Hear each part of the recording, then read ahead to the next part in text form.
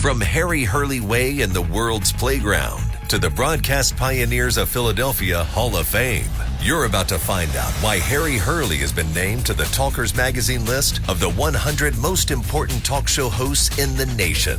Live from the studios of Town Square Media in Northfield, it's Hurley in the Morning on WPG Talk Radio 95.5 and the WPG Talk Radio app.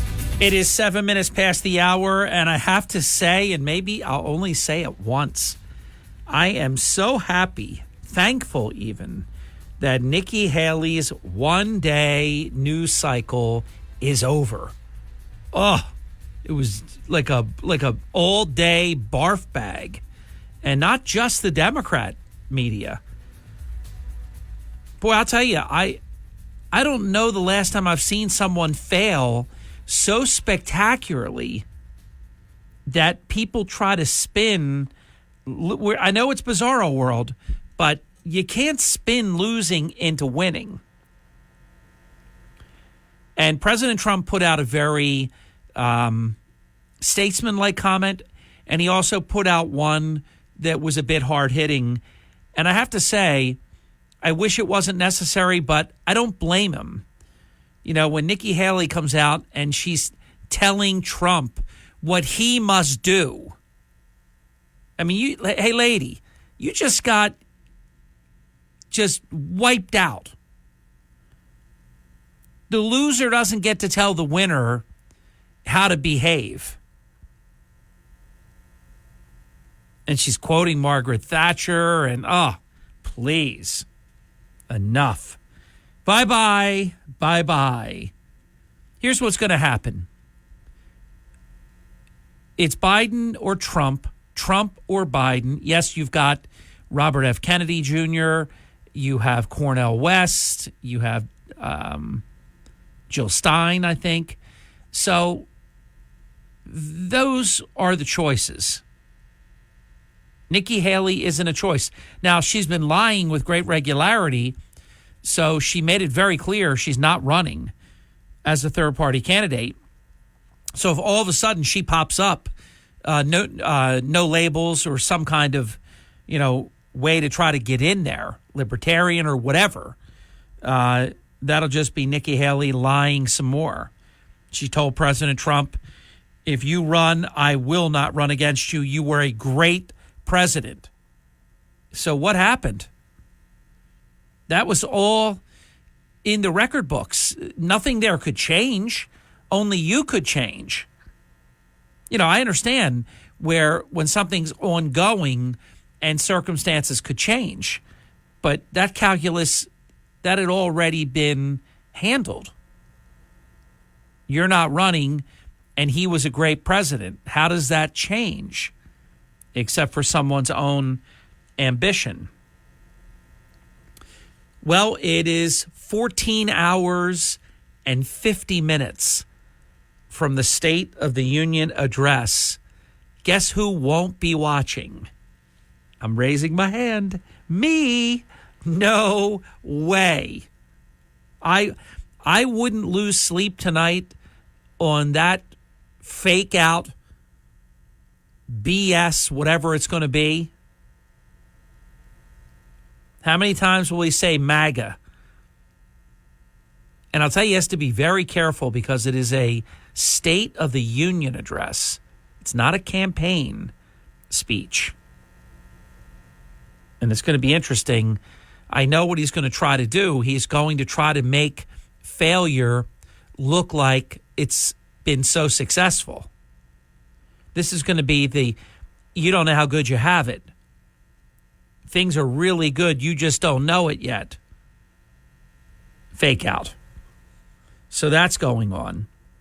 Speaking of Robert F. Kennedy Jr., he has made a latest request for Secret Service protection, citing a specific assassination threat. Now, what's Joe Biden doing here? Look, I know you don't want anybody to run against you, and you're the most corrupt, crooked president in American history, and you leveraged government service into millions of dollars. I'll tell you what, I know Trump's going to do it. I hope he does it. At some point, somebody's got to say, hey, Joe, you made $100 and some thousand a year. How do you have these houses? How do you do that? I mean, it costs a lot if you rented one place. If you made $100 and some thousand a year. Now he makes what, $400,000 now, I think, for 3 years, but he made $100 and some thousand a year. That's it. Only that's not it. That's the whole issue. Just would love him. Hey, excuse me, Joe. How do you have these houses? How do you have this stuff? How did you do it? Oh, that's right. You used your position to enrich yourself. In other words, you are corrupt. You know, they come after Trump like he's corrupt. Being president has cost him a fortune. He didn't get rich being president. He got rich not being president, and he got poorer being president. Truman had a lot of quotes about crooks like Joe Biden. Something like, show me a rich elected official and I'll show you a crook. He had a lot of different expressions. Public service is supposed to hurt. It was meant that you couldn't do it for very long because of the sacrifice. But of course, they gave themselves the greatest healthcare benefits in the history of the human race. They don't have Obamacare. No. That's good enough for you. Hell no. The first thing they did was exempt themselves. And of course, they find ways, writing books at book advances, crappy books that don't sell, but they still make a ton of money, that kind of stuff, you know. It's all in the book advance. But what I was getting at with Biden and this RFK Jr. thing is whenever you see Joe Biden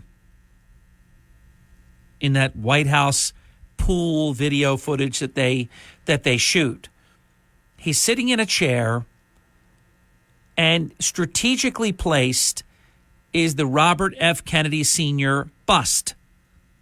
So this guy has Robert Kennedy's bust, and he's sticking it to Robert Kennedy's son.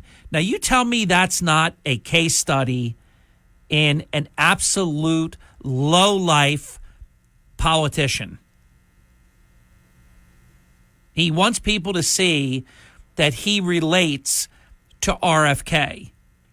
But then he sticks it to his son. I'll tell you what, I don't, of course don't want it to happen, but just imagine now if Trump did that. Oh my God, can you imagine Newsweek and all the different Democrat rags? They would be harassing whoever it would be, President Trump, whoever it would, but President Trump would never do it. If someone like a Robert Kennedy Jr. came to President Trump and said, hey, I've got serious threats. I mean, here's one, a man claiming that he intends to kill me. And he's going to do it. Robert F. Kennedy Jr. has a specific, credible threat of a man that is going to kill him on the anniversary of his father's assassination. Who was it? Jackie Kennedy that said right before she left the country with her children, she said, we got to get the hell out of here. They're killing Kennedys. I mean, you've got the father and the uncle, president, senior senator, guess he was junior senator from New York, and attorney general, both assassinated and you've got a son telling you 5 times that I need Secret Service protection, I have threats of people that are going to kill me. He wrote an 8-page letter, which I'd love to get a copy of. It was reviewed by Newsweek. They have cited multiple threats against Robert Kennedy Jr., and they're similar in nature to previous candidates such as Ronald Reagan and Barack Obama, who in fact were given Secret Service protection. This Alejandro Mayorkas is a scumbag. He's the one that's been directly, it's Biden, but Mayorkas, you gotta hold everybody accountable. Because certainly Biden could say, hey, Mayorkas, we're giving him Secret Service. What's wrong with you? Kennedy was denied Secret Service protection in February by Homeland Security Director Alejandro Mayorkas. In his letter to Kennedy's office, which also Newsweek reviewed, Mayorkas says that he consulted with this, and this, blah, blah, blah, blah, blah, before reaching his decision. Quote, based on the facts and the recommendations, I have determined that the Secret Service protection for Robert F. Kennedy Jr. is not warranted at this time. They don't offer any reasoning, though. Just, it's not warranted because we say so. Newsweek reached out to Mayorkas, and crickets, it seems. Unbelievable. Kennedy has spent $2 million thus far on security. And what Kennedy believes, and I believe it with him, he believes they're turning him down so that he doesn't have the money, or at least that portion of money that he has available to campaign, but rather have to spend it on security. Much more right after the break. People all over the Jersey Shore have found the easiest way to stay connected to South Jersey's talk station. It's the WPG Talk Radio app. Read free, unlimited South Jersey news. Listen to your favorite talk shows. Send us breaking news tips and more. The WPG Talk Radio app is powered by Smokers Haven. You'll find the finest selection of cigars at any of their 5 locations. Stop in and let them help you find the perfect cigar to pair with your life. SmokersHavenNJ.com. Fox News commentary. Young people are staring down the barrel of a blindness epidemic from staring at their phones. I'm Tommy Lahren. More next. You can live out your MasterChef dreams when you find a professional on Angie to tackle your dream kitchen remodel. Connect with skilled professionals to get all your home projects done well. Inside to outside. Repairs to renovations. Get started on the Angie app or visit Angie.com today. You can do this when you Angie that. It's no secret young people are addicted to their phones, and the side effects that come with that are numerous. Here's another one. Vision impairments like myopia. A world-renowned eye surgeon warns that due to young people who stay indoors on their devices rather than outside in the sunlight, they are setting themselves up for a whole host of eye problems. In the last 3 decades, the UK has experienced a 46% jump in nearsightedness. In the U.S., a study from California shows the rate of nearsightedness among teenagers spiked 59%. Those numbers are staggering. This dangerous trend is occurring because without adequate exposure to sunlight during puberty, dopamine levels drop, and this impacts eye health and development. But isn't it sad that our young people are experiencing health problems that are completely avoidable and induced by the inability to detach from devices? Get outside, young people. Touch grass. I'm Tommy Lahren, and you can watch my show, Tommy Lahren is Fearless, at Outkick.com. WPG Talk Radio 95.5. For complete contest rules, visit WPGTalkRadio.com. You're listening to Hurley in the Morning. Established, reputable. WPG Talk Radio 95.5. Maybe you saw this, maybe you didn't. I'm actually writing it down in my daytimer because I want to remember that this happened actually, and I saw it for myself. Hold on one second. I don't want to leave a word out.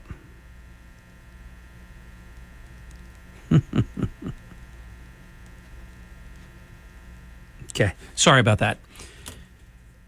So I'm watching the president, and the media is, they have to just blurt out stuff, and because this is not a normal presidency.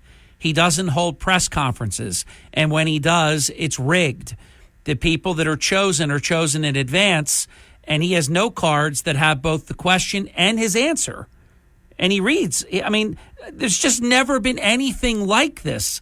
And I'm telling you, we cannot allow this to happen for another 4 years. And keep in mind, it's closer to 5. We still got about a little less than 8 months before the election. And then the president doesn't take office for President Trump's second term, thank God, until January 20th, but just say the nightmare happens. I know it's hard. It's hard to even imagine that it could happen. But understand, these Democrats are going to cheat. They are going to do everything that they can with stuffing ballot boxes, with ballot harvesting. I mean, you name it. They're going to try to do it because they realize there's no way, if we just allow a free and fair election to take place, there is no way that Joe Biden can win.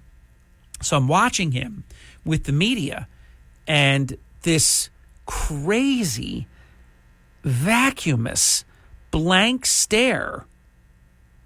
He said to the media, I better not start answering your questions because I'm going to get in trouble. Who does he get in trouble with? Who's running this thing? That's like what a child says, because that's what he's reverting into. He's childlike. Ice cream cone, all the stuff. So this blank stare, I'm telling you, you've got to go see it. It is so incredibly, deeply disturbing. And it kept getting more and more and more vacuumous. He said it was almost like he was there when he said, I better not start answering your questions because I'm going to get in trouble. And then he went silent, almost like a silent seizure. And when we come back, I'm going to share something with you. I cannot believe that it took me this long to look into something. It's not the way I'm going to word it for you for right now, but I need a few minutes when we come back to make sense of it all. It makes no sense that Biden does what I'm about to explain to you, but he does. And I can explain why he does it.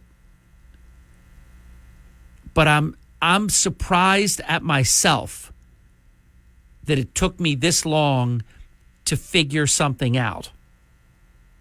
It's one thing when someone does something that's very, very strange. And because they won't talk about it, you have to sort of figure it out on your own and connect dots, and it's tough because they're not transparent. They don't want you to know what's going on. So when we come back, I'm going to tell you something that Biden does that they will not explain, but I will. And there really can't be any other reason for why he does something. We'll be back. It's 30 minutes past the hour on the Hurley in the Morning program. This is the Town Square, New Jersey Info and Weather Network. Harry Hurley with 3 stories that you can follow on our WPG Talk Radio 95.5 app. The Atlantic City Police Department and an Atlantic City Police family member facing a major health problem. We tell you how you can help. Egg Harbor Township Police, they handled a suicidal threat issue involving a weapon and Nucky Johnson's corrupt Atlantic City political organization. That and more on the WPG Talk Radio 95.5.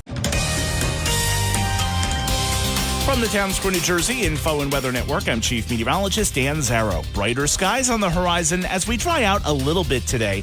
Showers are out of here this morning, but we could see a few more raindrops at any point today. It'll be mostly cloudy and breezy, high temperature 55 degrees. Clearing skies tonight with a calmer wind, low 39. Tomorrow will be dry, partly sunny, high 52.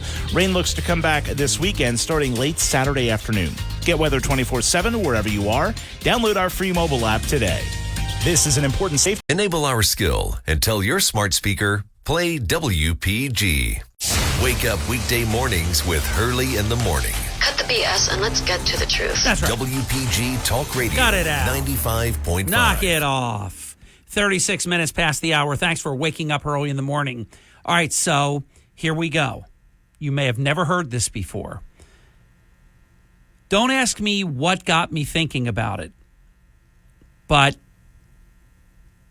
we've talked about the fact that President Biden, when he is boarding Air Force One, goes up the baby steps, not the big steps. Now, we know why that is, and I have pointed that out to you, but then I ended it there. I said, look, he keeps tripping. You know this because you've dealt with it in your own family. Almost every family has. And I watched it not long ago with someone that I was exposed to from time to time. Not a direct family member of mine, but somebody that I knew. And they shuffled. They couldn't lift their feet because you start to lose the motor skills and the ability to do what used to be effortless. So that's why they fall. Because they don't walk, they don't stride, they shuffle. And look, I'm not being unkind. That's what we've got. Our president can't walk. His gait is very, very strange. You've seen it. And it's a shuffle. So I've noted to you, look at this. He can't use the big steps, so he's got to use the lower level baby steps. And the media, they do a close shot so it doesn't look like it really does. If they showed you how absurd it is to enter the plane, because this is what I haven't done before now. I did it yesterday. I thought, wait a minute now. He's going at that lower level. So where does he go once he gets in there? That's something that, look, I'm not telling you that I think of like these incredible deep thoughts that no one else is capable of doing. It's just, it's something that I do. So I always just accepted he goes up the baby steps and I left it at that. But like a lot of things, take it one step further. Look, if he's going up the big steps, the pilots are to the left, and the president usually peeks in, hey, guys, thanks a lot, appreciate the ride. Then they go to the right, and they're on the correct level. But when you're taking the baby steps, you've got to get up to that level. So let me tell you how absurd this is. He's going up the baby steps, then he's got to go up all the way to the top level anyhow. It's just now you can't see him. And then he has to take a walk across the entire plane. So, in other words, who does that? Jack Chitterelli. Who does that? Joe Biden does that. But don't you think the media should be saying the American president doesn't use the big steps. He uses the baby steps. And they would have, if this was Trump, they would have illustrations showing you dotted lines. He's going in and up and way over. They would be showing you all kinds of crooked lines going back and forth and all this out of the way just to keep you from being able to see what a mess he is. John F. Kerry, John Fraud Kerry, said he would be more comfortable with the Russia-Ukraine war if Russia would focus on curbing emissions. Okay? This is just, wow. This is what we've got going on. The murderer of Laken Riley, his brother, who's in Florida, or rather Georgia, he's in Georgia, where the other brother went after he already was breaking laws in New York, but it's no problem. They just can freely break laws and go wherever they want. The brother is a member of a notorious Venezuelan gang. These are the people we have in our country right now, killing Americans. I can't take odds. I've had a lot of listeners ask me, and the reason, I will tell you this, had there not been so many people say Joe Biden better say Laken Riley during the speech, I don't think he had any intentions of doing it. Karine Jean-Pierre won't answer the question when it's posed. But I can't decide whether he will or he won't. He is capable. The reason it's tricky for me is he's capable of doing either. He could do it to try to make it look like he cares, to make it look like he's actually doing his job, or he may just avoid it altogether. Chinese gangs are teaming up with other bad actors. That's happening right now. I mean, it's incredible. We've got the President of the United States quoting the Cookie Monster while he's explaining shrinkflation. It's really happening. And yesterday we told you this. Joe Biden became the only incumbent president in American history to lose a primary election.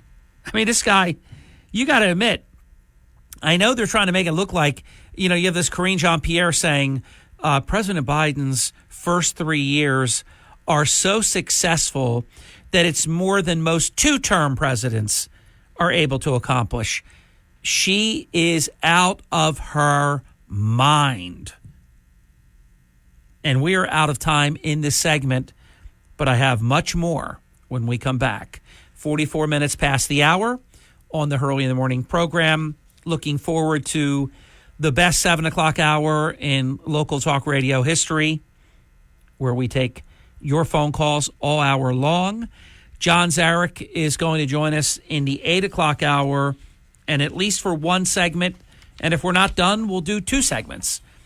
We're going to visit with Chris Millars, Advancement Officer and Associate Director of the Foundation at Atlantic Cape Community College.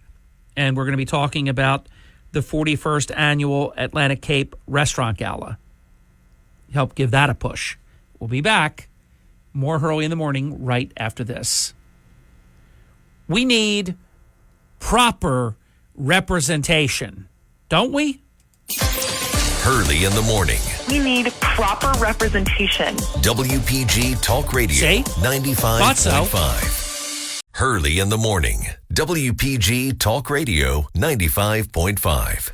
Hurley in the Morning. They stick to the facts. WPG Talk Radio 95.5. Thank you. Welcome back. 10 minutes before the top of the hour on the Hurley in the Morning program. I was mentioning about the illegal brother of, it's hard to even put these words together to be able to describe who these people are. The illegal brother of Laken Riley's murder suspect. Wow. Linked to a Venezuelan crime gang.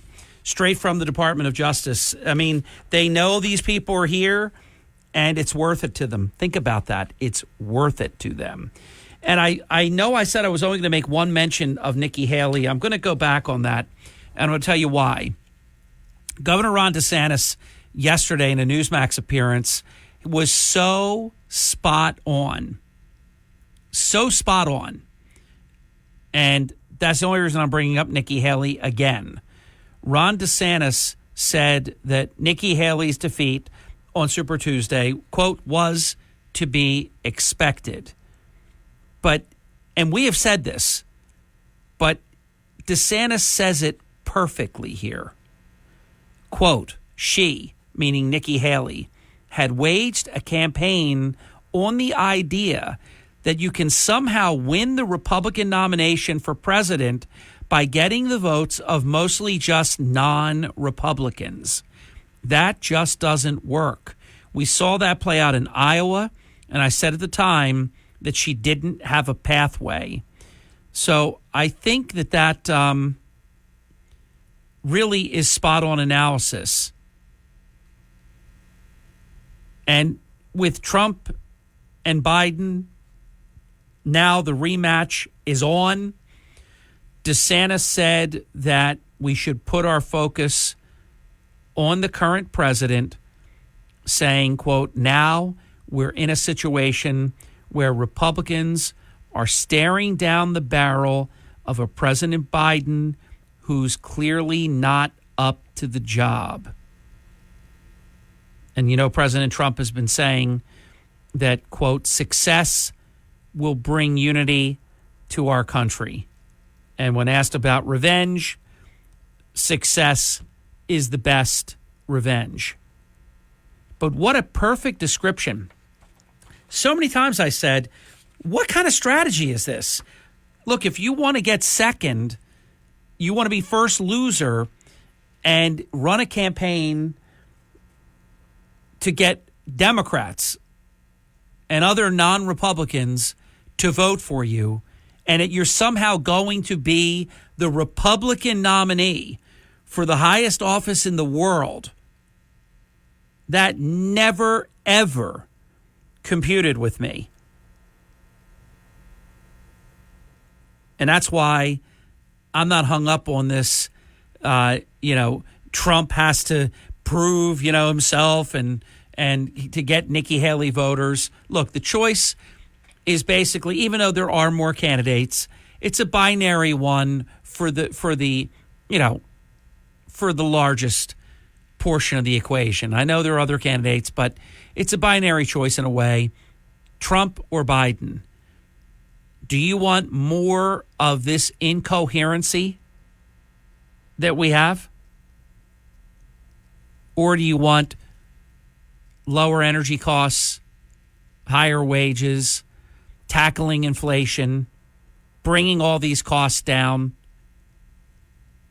having a country that's safer, protecting the border, getting rid of people that shouldn't be in this country?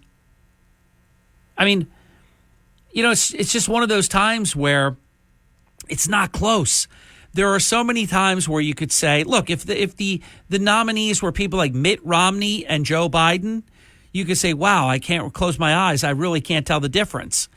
But that's not this. This is so dramatically different than that. Alan the Dershowitz has said that a special prosecutor should investigate Fulton County, Georgia, District Attorney Fani Willis. No, Harry, her name is Fani. Fulton County District Attorney Fani Willis. Think about all the charges that she filed and got indictments for, allegedly people that didn't tell the truth under oath. Does anybody believe that Fani Willis told the truth during her sworn testimony? Dershowitz said a special prosecutor should look into the possibility of perjury and obstruction of justice against, and I've been saying it as well, against Fulton County District Attorney Fani Willis, whose case against former President Donald Trump is dissolving because she was, quote, dumb enough to have a sexual affair with a special prosecutor and retired Harvard law professor Alan the Dershowitz, the Dersh I added, quote, I taught legal ethics and criminal law at Harvard for nearly half a century, and I've been practicing for 60 years. I've never seen a stupider, he repeats it, stupider district attorney than one who would commence a sexual affair with the man who she either just hired or was about to hire in the most important case of her life, the most important case in the history of Fulton County. Quote, I just cannot imagine anything as dumb. And I hope the voters of Fulton County agree with me when it comes to throwing her out of office. I mean, she cannot serve as district attorney, and she cannot be responsible as a prosecutor against Donald Trump. Dershowitz further said that now there may have been obstruction of justice and tampering with witnesses by the district attorney herself.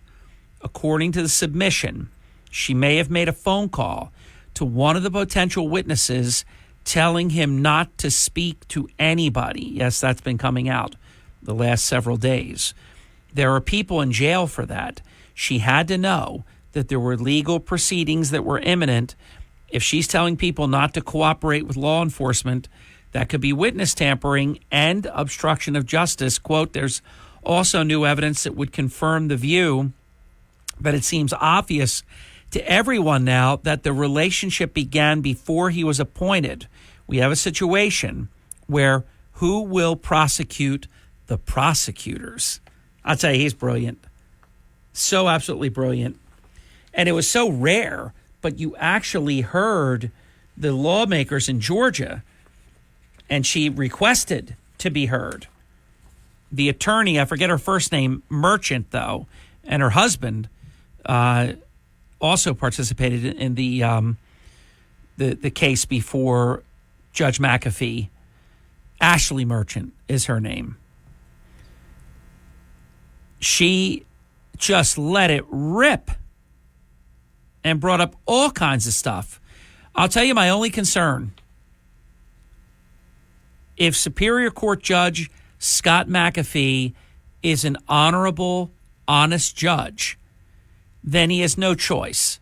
He could do it in a way that doesn't have to be the worst possible outcome, but he has to make it that Fani Willis and Nathan Wade cannot have anything to do with the Trump case and all the other people associated with the Trump case. There's a lot of them. What is it, like 15 people? And also, I don't know how he might just remove them, but they defended, that office full-throated defended Fani Willis and along with her, Nathan Wade. That entire office has to be thrown out. They can't have anything to do with it. How could this be let to go? Now, I'll tell you my big concern, and it's a really big one. If Scott McAfee removes them, he is on the ballot. This is very unfortunate timing. He is running for re-election to his seat as a judge. If he removes them in Fulton County, Georgia, which is radical, Democrat, crooked, as you know what, that could be very bad for him. But if he keeps them on the case, to me, that would be outrageous. If he says there's a lot of smoke, but just nothing rose to the level where I should have to do it. Wow. WPGG Atlantic City, WENJ HD3 Millville, a Town Square media station. Everything you need to know in 6 minutes starts now. From Harry Hurley Way in the world's playground to the Broadcast Pioneers of Philadelphia Hall of Fame.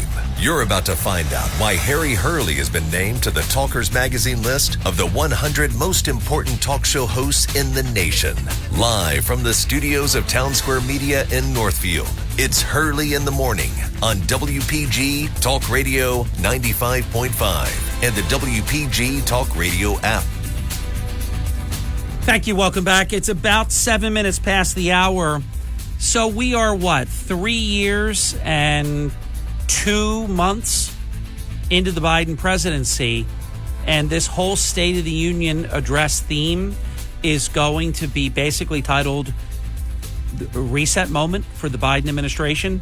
At 3 years and 2 months, the reset comes? Wow. Pretty amazing. Here's what I think. I tell you what I know. I tell you what I think. The State of the Union is not strong. He's going to say it is because it's just words. But we know that the State of the Union, by any measure, is not strong. And my feeling is that words cannot fix this. He will read what's on the teleprompter, probably poorly. But keep in mind, for about 5 days now, he's been getting the magic, juju, whatever it is. I don't know what it is, but it's magical.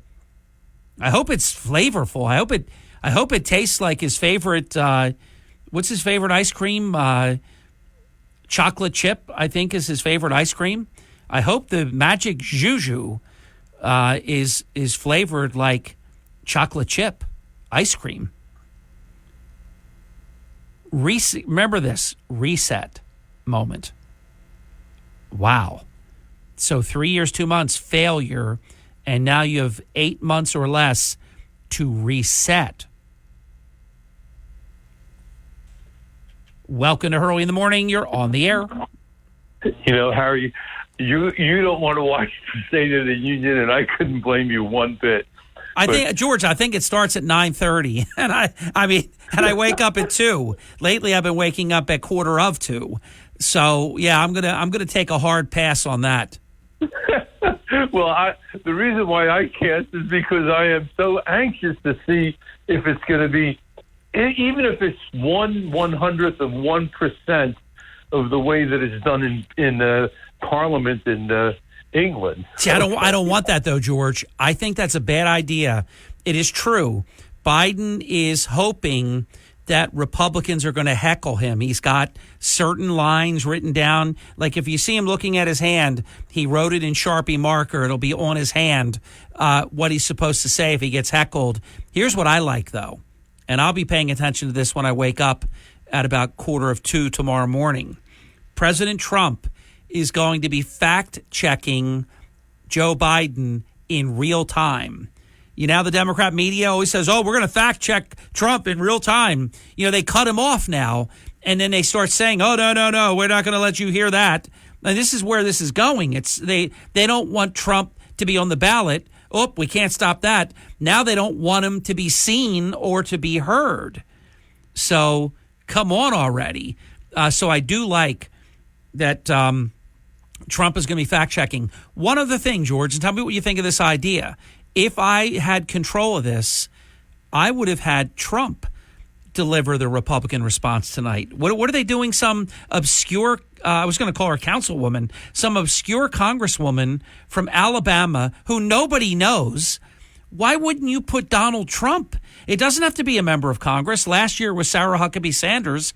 It doesn't have to be an elected official. Why didn't they put Trump? That would have been president followed by president. Why don't they think of these things? Oh, man, that would have been beyond awesome. And I'll tell you what would have been great. President Trump got 45 million viewers the first year, 47 million the second year. Remember, your first year, it's not a State of the Union because you haven't been in office. It's just an address. So presidents in one term only give 3 addresses, not 4. This is Biden's third. He has like 45-ish again in the third. Biden's never had more than like 35 million. So Trump's had 10 million more viewers 3 years in a row than Biden. I would have loved for Trump to have been the Republican response and to have more viewers than Biden did. Wow. And he would have. I know he would have. People would have been waiting for it. And talk about teeing it up. They would have been able to, in real time, they would have had a speech written, but to tweak it while Biden, because that speech gets put out. I get a copy of Biden's speech hours before it's delivered. So that they would have hours to tweak it even. This would have been gold. But they missed the opportunity because I don't think they think properly. No, man, that would have been fun. Oh, George, I heard what you were saying. That would have been phenomenal. Call back, George. I didn't do that. You were just disconnected. It's the harshness of digital technology. 609-407-1450, an open phone line. Welcome to Hurley in the Morning. You're on the air. I looked like Joe Biden trying to fix a radio yesterday morning when I couldn't get you on the FM. I'm like, what's going on? Yeah, it was only a short while. It was not your fault, and it was fixed promptly. But not only that, you're also heard on 1450, so I went there until it was fixed. So don't worry, we got you covered. Thank you. Hey, Harry, you know something, and I haven't heard it, or if it's been brought up on your show, but, just on the little, the steps to Air Force One, if you remember, Saturday Night Live, Chevy Chase, who I don't think is funny, made a whole career off of mimicking Gerald Ford, because Gerald Ford tripped once. By the way, coming down the steps, and they were soaking wet, he had leather bottoms, and his feet just gave out from under him, and he slid down, and they made Gerald Ford look like he was a bumbling. This guy was a Michigan stud football player, scratch golfer, phenomenal athlete, and they got away with that crap. Here we have a president that's falling up and down the steps. He fell once 3 times, going up once. I mean, that's hard to do. Anybody could trip.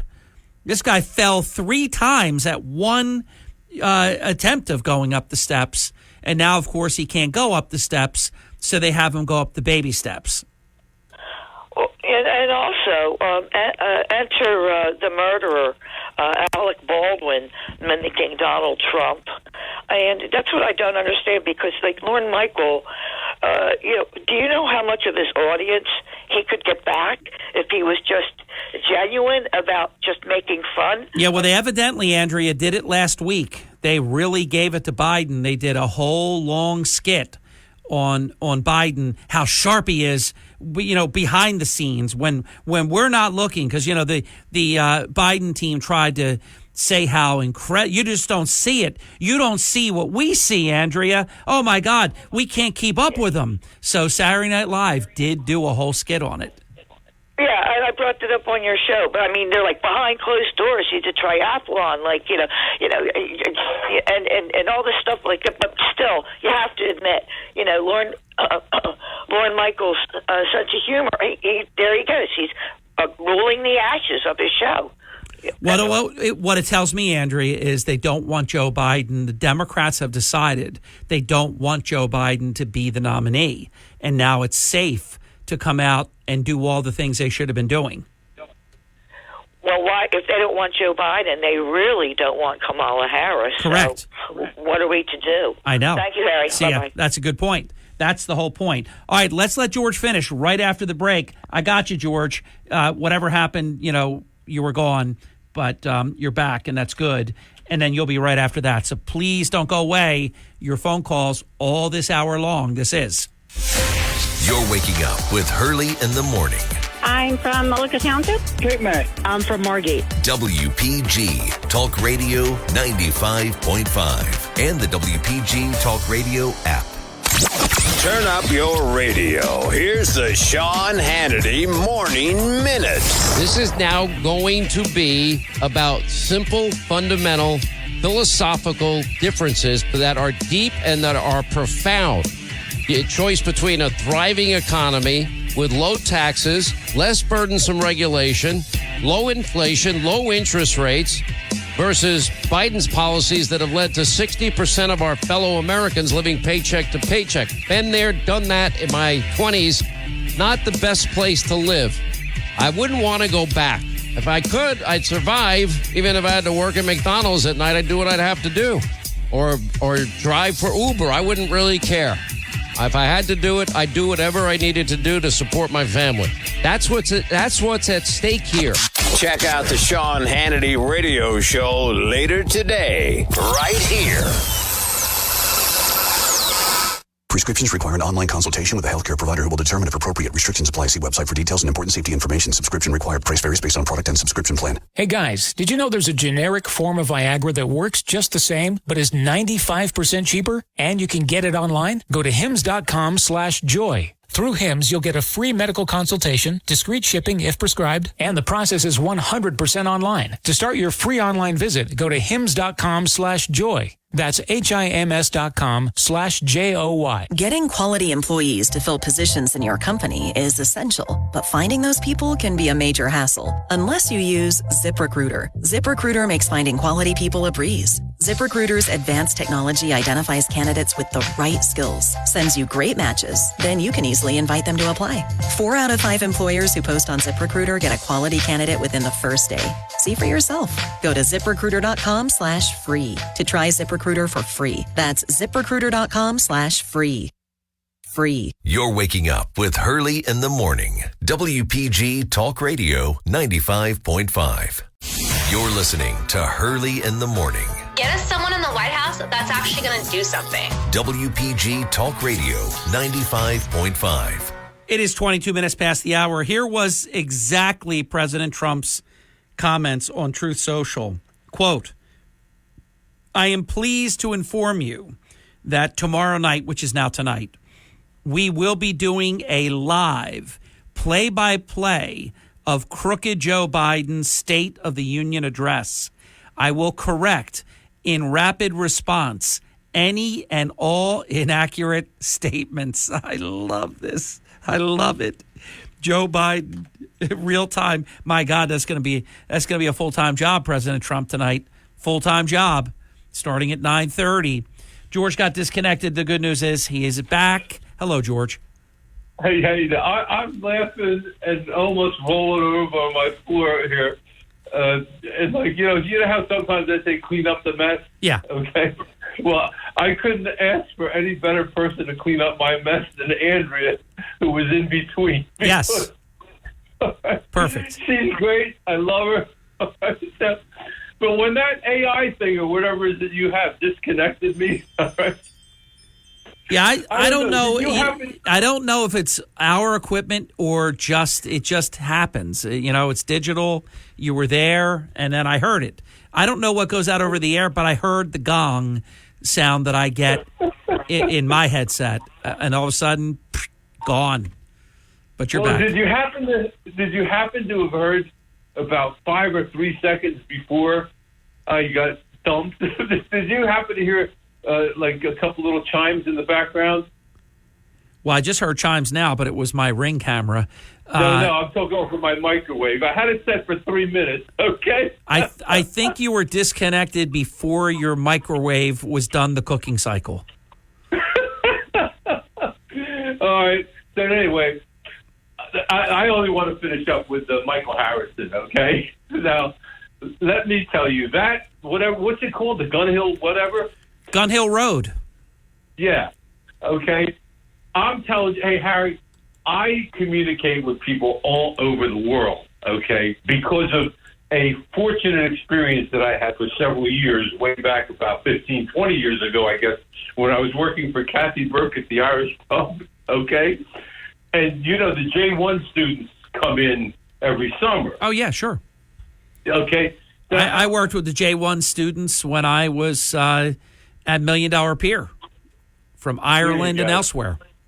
Absolutely. Okay, so you know, you can imagine I'm there working for Kathy, and it's a number of years, I guess I did it, and I was either doing one of two things. Either I would work on the front desk on her beautiful old boutique little hotel thing there, okay? So that would be in the summer months because she only opened it for the summer months. Yeah. Okay. And often in the rest of the months, the other 9 months of the year, I guess, or whatever, I would be working in the gift shop. But So the kids, hey, come on, they're J1 students, and they work their butts off and so on. But bottom line is, when I was working on the front desk because the hotel was open, okay, these kids, they would be every night after they pushed their rolling chairs or worked in the kitchen downstairs at the Irish pub or whatever they were doing. Some of them would be working at Caesars doing this or that, but always in the late evenings or whatever.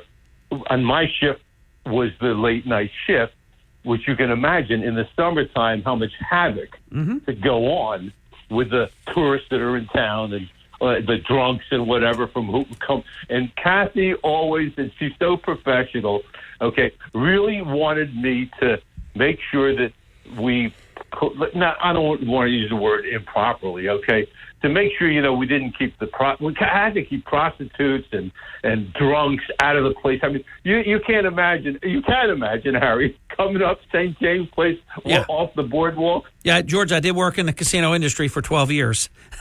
I've been outside. But anyway, these kids, they'd be on the front porch. And that's a huge front porch. Yes. Okay, on that old building. Mm-hmm. So what am I doing here? I am on I guess it would have been 11 p.m. to 7 a.m. shift, I guess. And so... Oh, George, I'm going to say that that's your phone. It's not our equipment because everybody's on the switchboard. I'm gonna now that happened twice, I'm flipping the script. Welcome to Hurley in the Morning. You're on the air. Go. Good morning, Harry, and it's Stephen from Absecon Island, and it is my island. Yes, Stephen, it is. Welcome. Welcome, Harry. I spoke to you before. I go by Steve, but that's okay. Okay. That's funny. You said you're Stephen from Absecon Island, and then I said Stephen, but you said you go by Steve, but you introduced yourself as Stephen. Anyhow. I wanted to make the quote exact. I got you. The movie. Go ahead, Steve. There's a terrific movie that I watched called This Land Is Mine with Charles Lawton and Maureen O'Hara from 1943. And it's about the German occupation in a fictional town in Europe, but it's really France. And it's about the benevolent Nazis. Now, what does this have to do with our current state of the Union? Yeah. Well, we have the cancel culture. They won't kill you, but they'll make sure that you can't eat because you won't have a job if you don't pony up to their policy. Yeah, that's right. They'll destroy you. They'll make it impossible. Right. They won't kill you, but you'll be killed. Now, I wanted to talk about the H-1B visa program. I heard you talk about the J-1 visa program about exchange students working in the summer. Yeah. The H-1B visa program is an abhorrent program started in the early 90s, signed in by a Republican president and a Democratic Congress put it together. And it's supposed to supply STEM workers to this country. We are overrun with them. It is depressing the wages.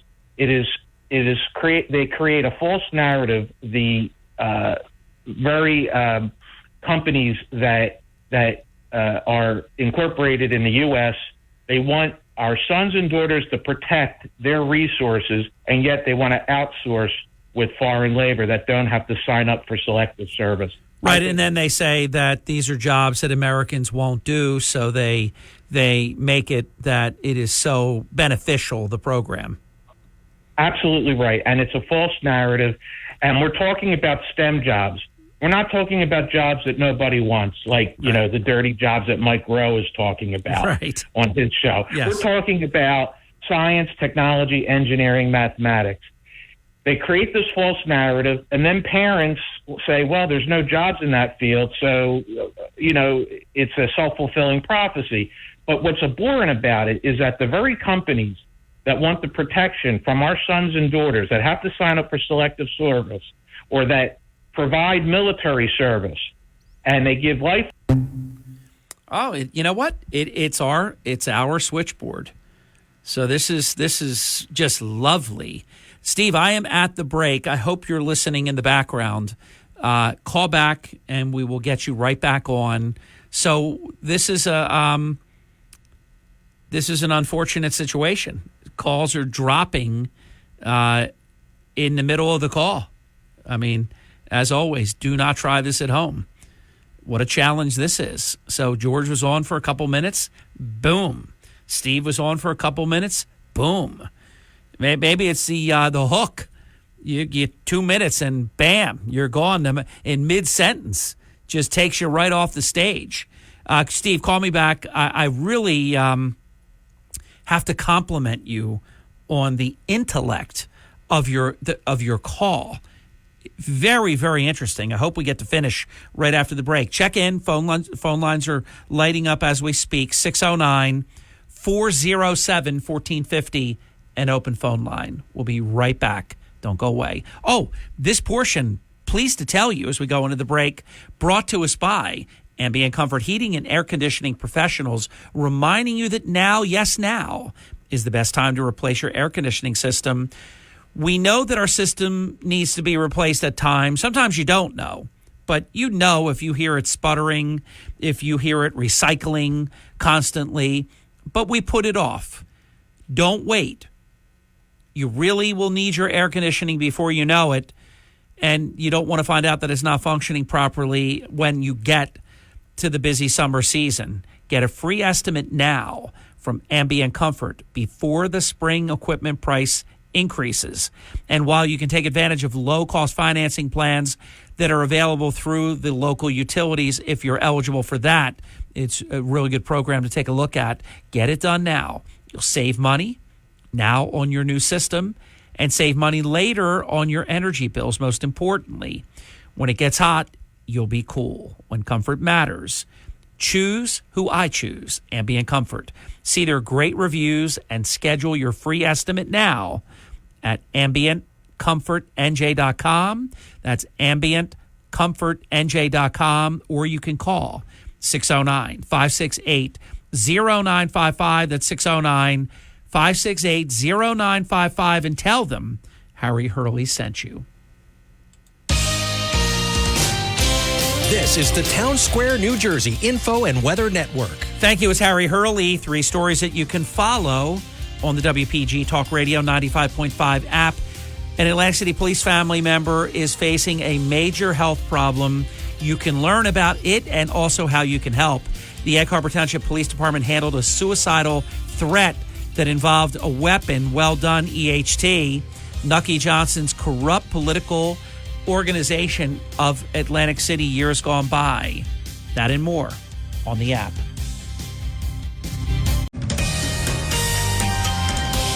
From the Town Square, New Jersey Info and Weather Network, I'm Chief Meteorologist Dan Zarrow. The wind kicks up today, blowing out of the north, top gust 20 or 30 miles an hour. As we dry out a little bit, I can't rule out a shower or spot of drizzle at any point right through sunset. It'll be mostly cloudy, maybe a peek of sun, breezy conditions, high 55 degrees. Clearing skies tonight and chilly, low 39. Tomorrow will be dry with partly sunny skies, high temperature around 52. Get weather 24/7 wherever you are. Download our free mobile app today. Starting your day the right way with Hurley in the Morning. WPG Talk Radio 95.5 and the WPG Talk Radio Free. You're waking up with Hurley in the Morning. It's well-balanced conversation. WPG Talk Radio 95.5. Thank you. Welcome back. Now, if you get disconnected, we're on it. But if you're on a roll and you get disconnected, just call me right back, and I'll do what I did with George. I'll get you right back on. 609-407-1450, an open phone line. I have no idea what's going on, but it's happening. So we'll just deal with it. Welcome to Hurley in the Morning. You're on the air. Hi, Harry. It's Steve. I called back. Yes, sir. Thank you so much. Thank you so much for the wonderful compliments. It was very kind of you. I meant it. I mean, I think it's a great topic, and please continue. Well, I wanted to go back to that movie, This Land Is Mine, because I remember one of the segments in the movie where they were ripping pages out of either the Federalist Papers or the Constitution. And as I indicated to you, it's a fictional story about the occupation of a European country during Nazi Germany, but that country is France. And essentially that's what, our government is doing by trying to ban speech, by using companies to force them to ban certain speech. and written letters concerning what our government's doing, and I just find that abhorrent too. And the H-1B visa program is an abhorrent program, and it needs to be stopped. And truth be told, I spoke to Congressman Van Drew, not directly, but through one of his people that man the office phones, and I got a form letter back. Now, I want to say this before I tell you, I am voting for Van Drew. I'm not a one issue voter. Yeah. I'm a multi-issue voter. Yeah, it's smart. But I didn't like the form letter that I got back. He wrote, and I quote, "There are a lot of jobs that are not filled by Americans that those with H-1B visas are willing to take." That's incorrect. That's not true. H-1B visas allow people to come into America and legally contribute to the workforce as an alternative to those entering the country illegally and taking jobs. That's false on its face. The people coming in through the South are not engineers. The people coming in through the South are laborers, farm workers, restaurant workers, service workers. Excuse me. None of them are in the STEM fields, because in order to work in the STEM field, they do the E-check, the E-verify check. You cannot work for Microsoft, Oracle, or any of these other consulting companies or at the FAA without being checked, E-verified. So that's false. Now, I'm going to write a letter to Van Drew and express my concerns, because you cannot have a country where you're cutting off one of the legs of the stool. Now, I called before and I said, the three legs to the stool, the three issues for me are taxes, voting, and resources. If any of those legs of that stool are cut, we don't have a country, as far as I'm concerned. Our taxes are too damn high in all senses: real estate tax, income tax, sales tax, gasoline tax. We don't have the ability to vote one day, one vote, and protect the vote, which is sacrosanct. And our resources are being eaten from the inside out like parasites, because we give away everything to everybody in the world, and everybody wants to come here because of our freedoms and our economy and our infrastructure. And the American people are being replaced, and yet they want us to protect the businesses that are U.S. businesses and protect them wholeheartedly. What do you say, Harry? Well, hey, listen, I'm buying what you're selling. I agree completely with that. I also agree that give Andrew a second shot, because what can happen, I remember many years ago, on my studio wall is the letter from the general to my father when he was awarded the Bronze Star Medal. The more I started to look into the Bronze Star Medal, the Silver Star Medal, and I think it was because it was World War II when there were a lot of heroes and a lot of dangerous stuff was going on. I found out there was a process for putting in for my father to get an upgrade. It would have to be reviewed, and obviously the military would have to agree. But I figured, you know what?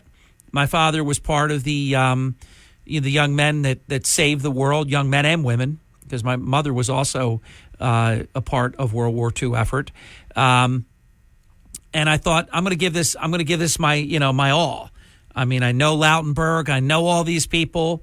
I got a shot here.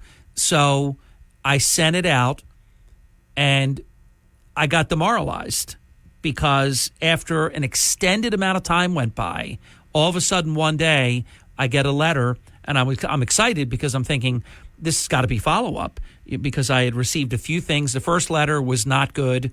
It was like you're talking about, some form letter that I didn't appreciate at all. But then I got his attention, and then he was allegedly on it.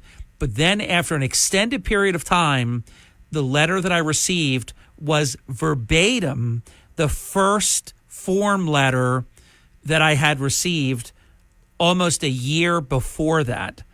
So then I knew this is a joke. I mean, this is worse than having no constituent service by insulting someone when something is so personal and so important to you. And after a year, they wore me down. I was where I started a year later. So give Andrew a shot. at actually giving you a response that's not canned, because that's just the way that it's done. They want to be able to get a hold of people, members of Congress, and send these things out. But just to give you a real life story, I dealt with it. I dealt with the form letter, and these are people I know that sent this to me like that. Steve, I've got to get the break in. It's good to talk to you. 609-407-1450. Phone lines are open. I get so many emails, so many social media messages and things that I can't read them all over the air, but I am going to read one when we come back. So don't miss it, because it's important that I read this, because everything is not as it seems in so many facets of life, where you think something is something and it's not what you thought it was. It's something altogether different. I'll explain when we come back. It's Hurley in the Morning at 45 minutes past the hour. Here's Chris Coleman and WPG Talk Radio 95.5's new weekend lineup on the station that plays the winners. WPG Talk Radio 95.5. Noah Hurley Baker on his way to school as we speak. That's my Noah special shout out. WPG Talk Radio 95.5 is proud to introduce our new weekend talk show lineup with more opinions and more opportunities to make your voice heard. Our new shows include Eat, Drink, Smoke with Tony Katz, The Weekend with Michael Brown, Intelligent Medicine with Dr. Ronald Hoffman, The Money Pit Home Improvement Show, Expanded Financial Advice from Dave Ramsey, Ben Ferguson, and more. WPG Talk Radio 95.5 is South Jersey's talk station all weekend long. You have the choice, whether it's going out to dinner or ordering takeout at a local restaurant. Those choices help put money back into your community. And Town Square Media South Jersey puts a spotlight on local restaurants. Crossroads Bar and Grill, pushing the boundaries on what bar food should be. Vincenzo's Restaurante, soon to be your favorite spot for a delectable lunch or dinner in Galloway. VincenzoSmithville.com. And Chico & Sons in Northfield, voted #1 sub shop in South Jersey year after year. ChicoandSons.com. Thank you for supporting these great local restaurants from Town Square Media South. You're waking up with Hurley in the Morning on South Jersey's talk station, WPG Talk Radio 95.5. You're waking up with Hurley in the Morning. It's the topics that matter to me. WPG Talk Radio 95.5. We are back. It's 51 minutes past the hour on the Hurley in the Morning program. All right, so I mentioned to you, I don't read every email that I receive, every text message that I receive, every social media message that I receive. But I do want to read this one, because I don't ever like there to be a false impression about something. It's been strange. I mean, and I have some alarm in the background. I don't know if you can hear it. That's in my headset right now. So it's been a wacky and woolly morning.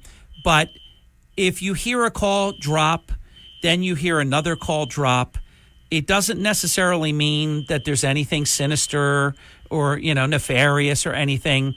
It's technology. And I can tell you, we have the best technology in the business, anywhere to be found, certainly in this state.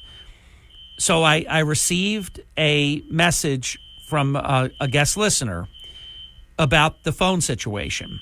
Because all I do, look, it's happening, so I can't just ignore that all of a sudden you hear boom and the call's gone. I don't want there to be a false impression like I'm cutting people off or anything like that. So anyhow, here it is. Hi, it is no coincidence your phone calls are breaking up or disconnecting, because the other day Hannity's broadcast was completely interrupted with silence. Plus, I noticed when watching Fox streaming, by the way, it says of, but I think they mean on Chrome, either skips, disconnects, or inability to watch for a few minutes or at all. I believe we are being sabotaged by our corrupt government. Your broadcast also skips in and out. This is their way of keeping selective information from people they deem a threat to their power. Heaven help them if the truth is being told, because they will lose their power. Let me explain. It's not that. We are dealing with technology, and the technology is perfected, and it usually works beautifully, and you don't have a problem. It's so infrequent that I don't even complain about it. I mean, it happens. I have some days, and I would say maybe if you average it out over 32 years, maybe one day a year, I won't have the phones. I mean, think about it. That's pretty darn good. And today it's dropping calls after, and it's intermittent. It's very random.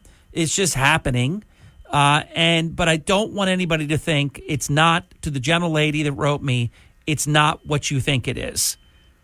I've already spoken to my engineer. The reason that you're hearing a word skip out every once in a while during the broadcast is because of the same issue involving the phone lines.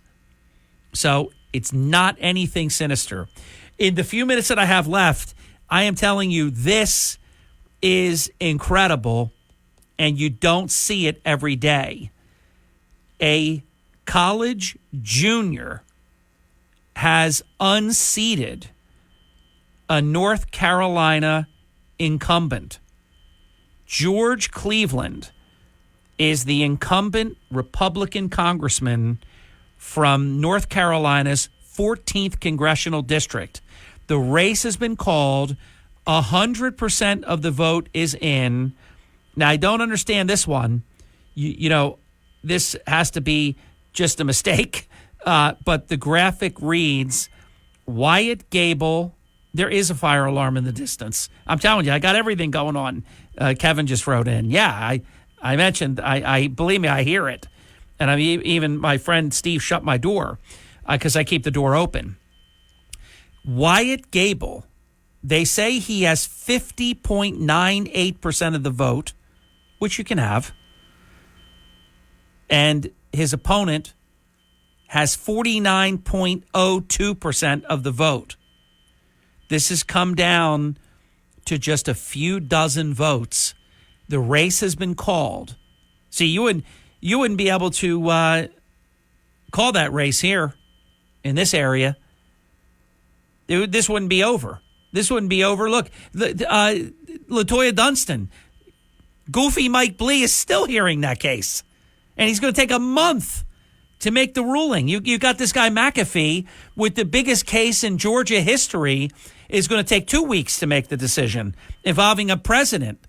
Mike Blee is going to take a month to make the decision on Ward 2, and he's hearing the case for about the 20th time. So you would never have this here. This would never be over. This would be going on for a year here in this area, in this state, this goofy ass state. But I find this incredible that a college junior defeated the incumbent congressman.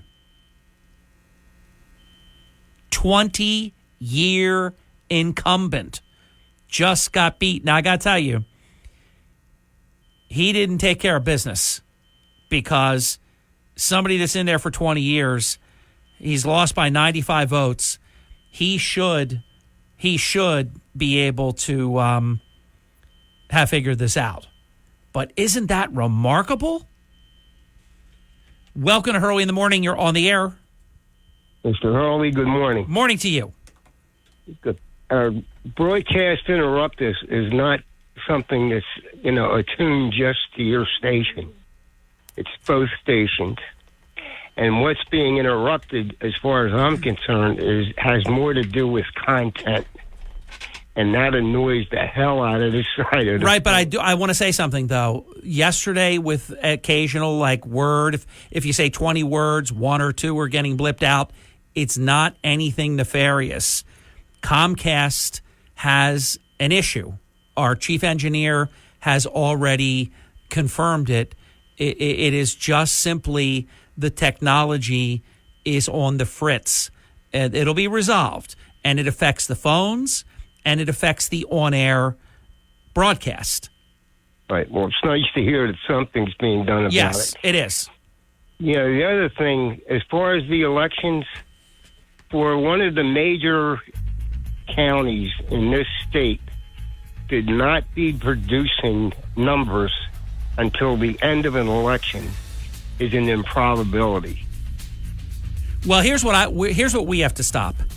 In this country and in this state and in our key battleground states, we cannot have these voting processes in place that allow votes to come in for weeks after the election when the Democrats know exactly how many votes they need to win, and then shazam, miraculously, they get what they need. We've got to stop this. And another thing we have to stop, and it would have shut Nikki Haley down a long time ago, we cannot have Democrats and non-Republicans voting in our primary, Republican primary, and I would say the same thing for the Democrat side.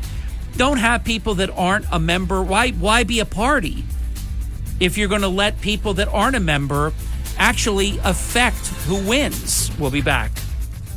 WPGG Atlantic City, WENJ HD3 Millville, a Town Square media station. Everything you need to know in 6 minutes starts now. From Harry Hurley Way in the world's playground to the broadcast pioneers of Philadelphia Hall of Fame, you're about to find out why Harry Hurley has been named to the Talkers Magazine list of the 100 most important talk show hosts in the nation.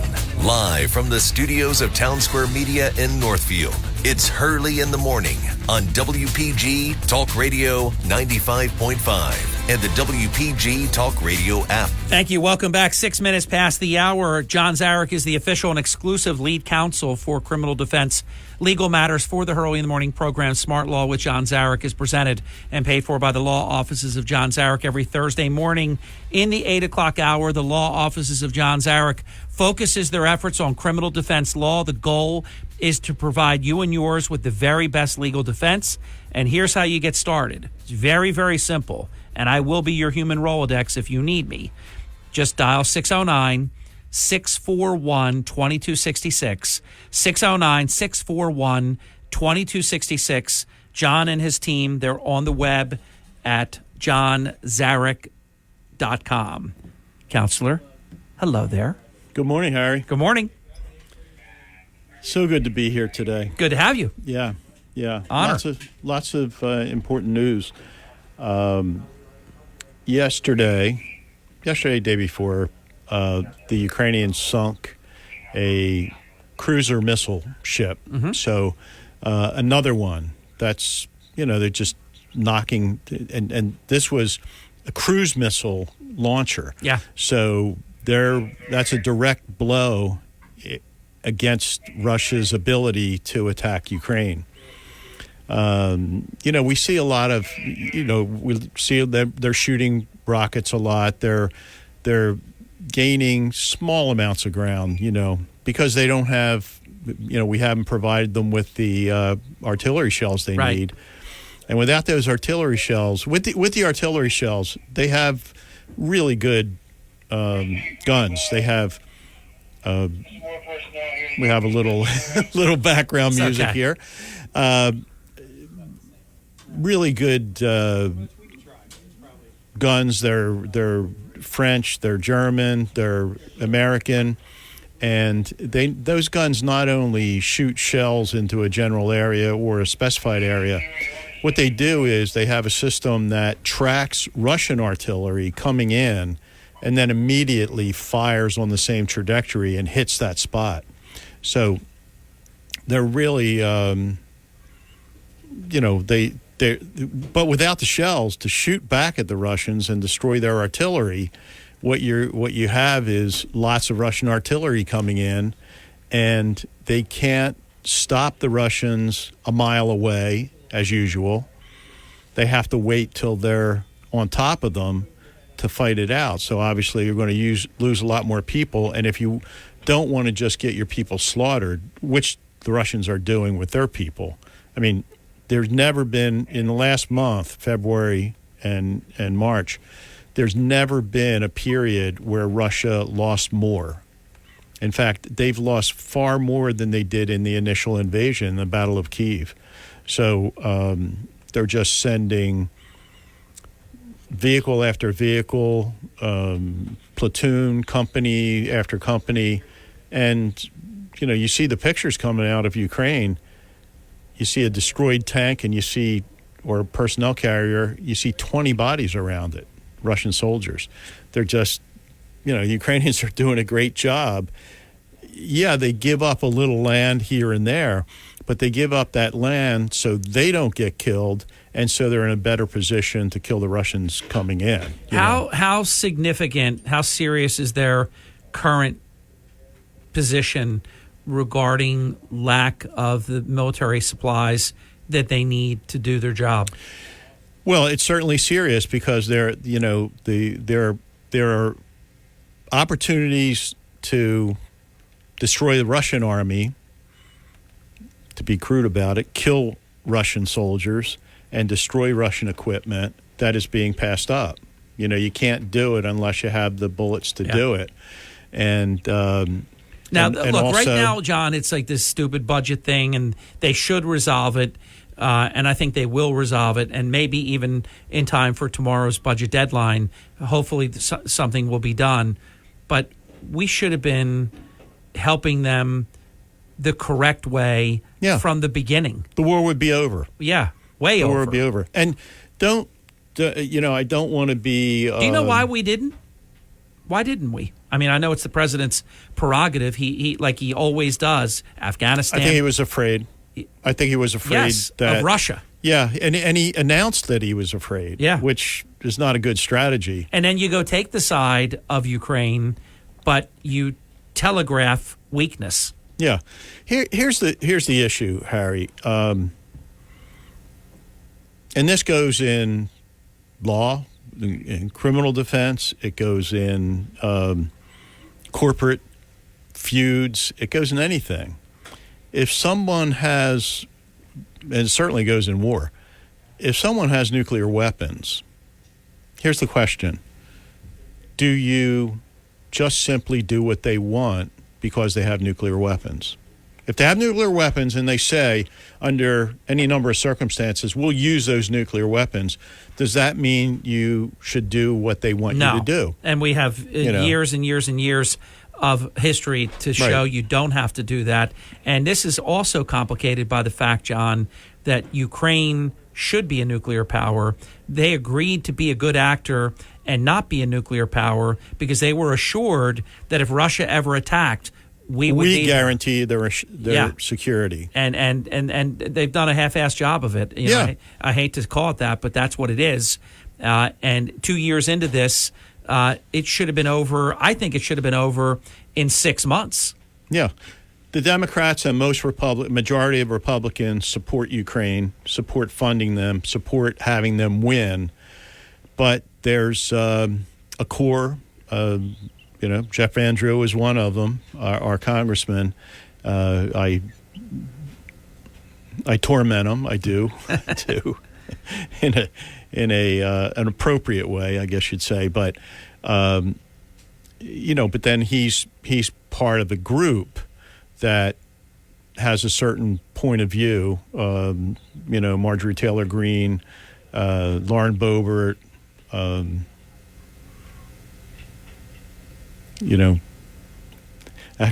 Actually, one of our friends who we really joke with a lot. That happened in a movie theater. Lauren Boebert was in a movie theater. And, all kinds of sexual acts and activities. I have a friend, Richard, we'll call him, and he was he was a platoon leader in Vietnam and 101st Airborne and so forth, and I was on the phone with him, and Linda knew I was on the phone with him and said, "John, ask Rich if he wants to go to movies with me."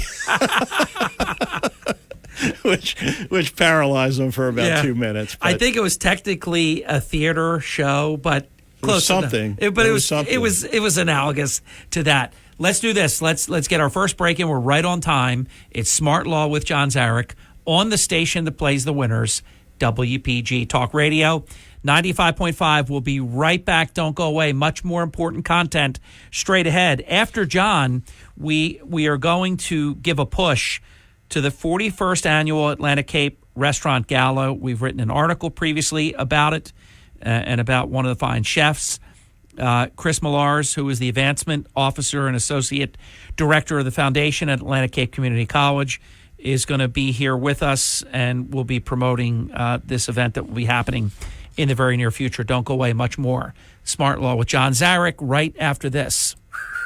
A $500 Visa gift card is up for grabs now on the WPG Talk Radio app. You're waking up with Hurley in the morning on South Jersey's talk station, WPG Talk Radio 95.5. WPG Talk Radio 95.5. Starting your day the right way with Hurley in the morning. It's a woke society, and I'm fed up with it. WPG Talk Radio 95.5. Thank you for waking up early in the morning at 21 minutes past the hour. We continue Smart Law with John Zarek, counselor. Yes. We were talking about Congressman Van Drew being opposed to aid to Ukraine so far, and he's in with the hardcore group. And look, I'm a hardcore right-wing Republican. You know, I like everything that they stand for, except for not funding Ukraine. I still don't understand it. John, what happened on this one? It. I don't understand it. I've been asking and asking and asking. What happened that Democrats usually oppose every war? They would oppose the Revolutionary War. We wouldn't even exist as a country. They're against every war. They're always against every war. Democrats are full-throated in favor, and some Republicans are opposed. I don't get it. Yeah, it's 100% Democrat, and you know, I'd say the majority of Republicans are supporting the war, supporting Ukraine. They're not supporting war. They don't want war. Nobody wants war. They're supporting Ukraine, and because allowing Russia to take Ukraine and then to further, go on to do menacing things from there. They wouldn't stop at Ukraine. They've said that, John. I think, of course not. They've said they're not going to stop.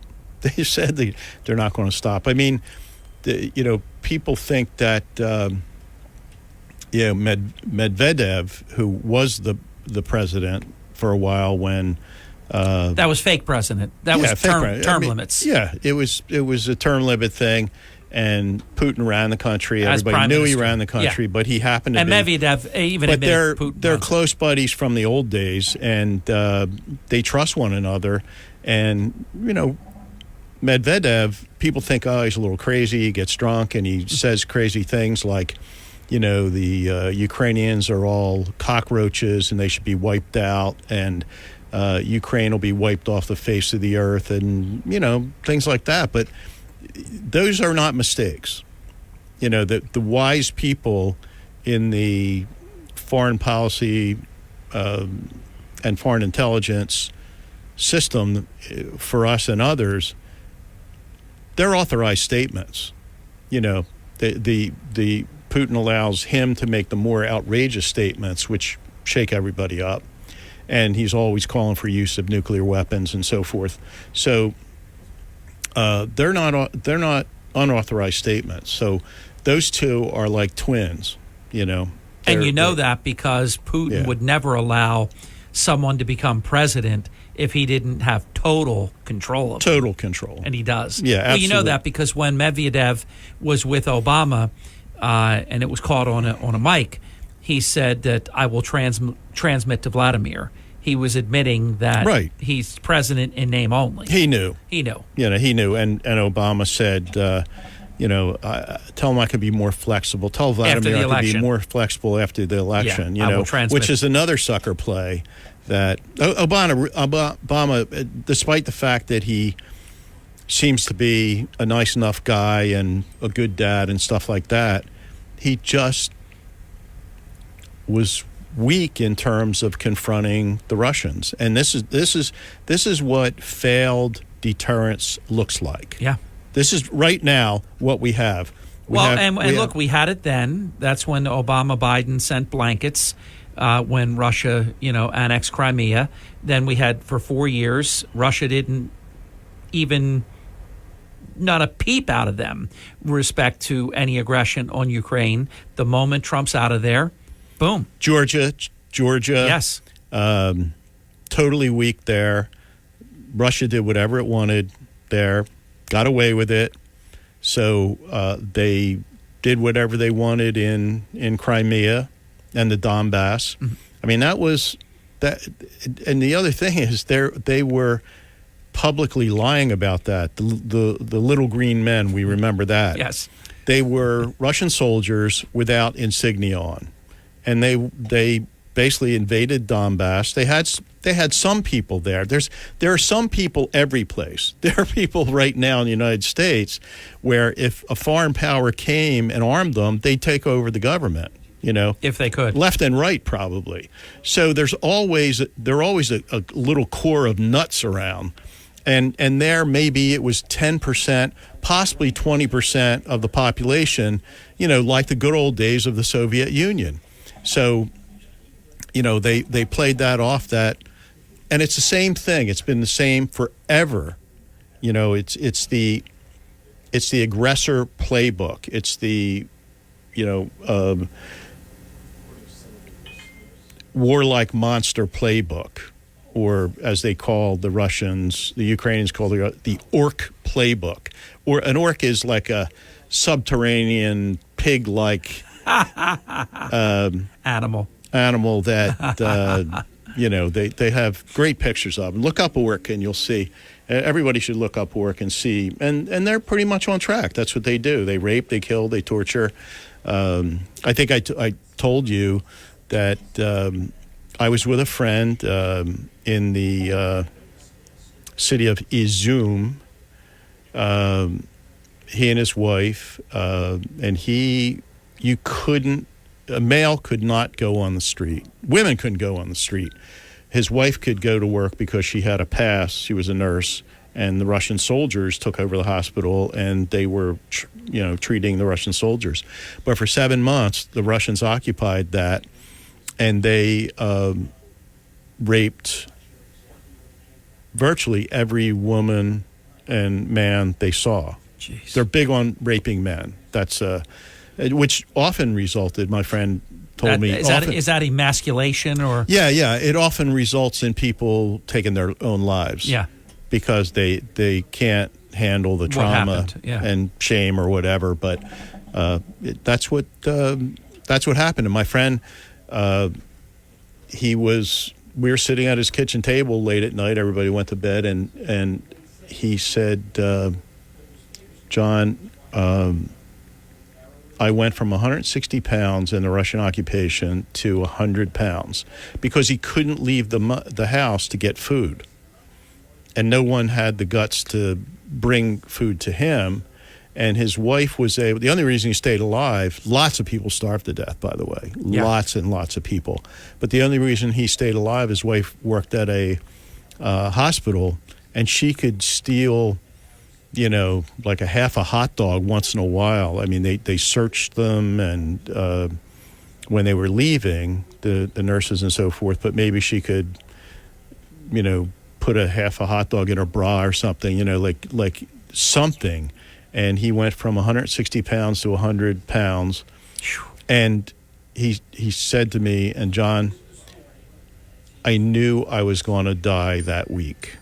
The last week of the Russian occupation, he had no idea he was going to be liberated. He said, I knew I could feel my life leaving me. Well, he had lost more than 1/3 of his body weight. So he was malnourished. Said, I could feel my life leaving me, and I was at peace with that. And then the Ukrainians counterattacked and took over and saved his life, along with lots of others. One thing they couldn't save, though, and he and I took a drive. In my mind's eye, it was a mile that we drove on a fairly main thoroughfare in Izum.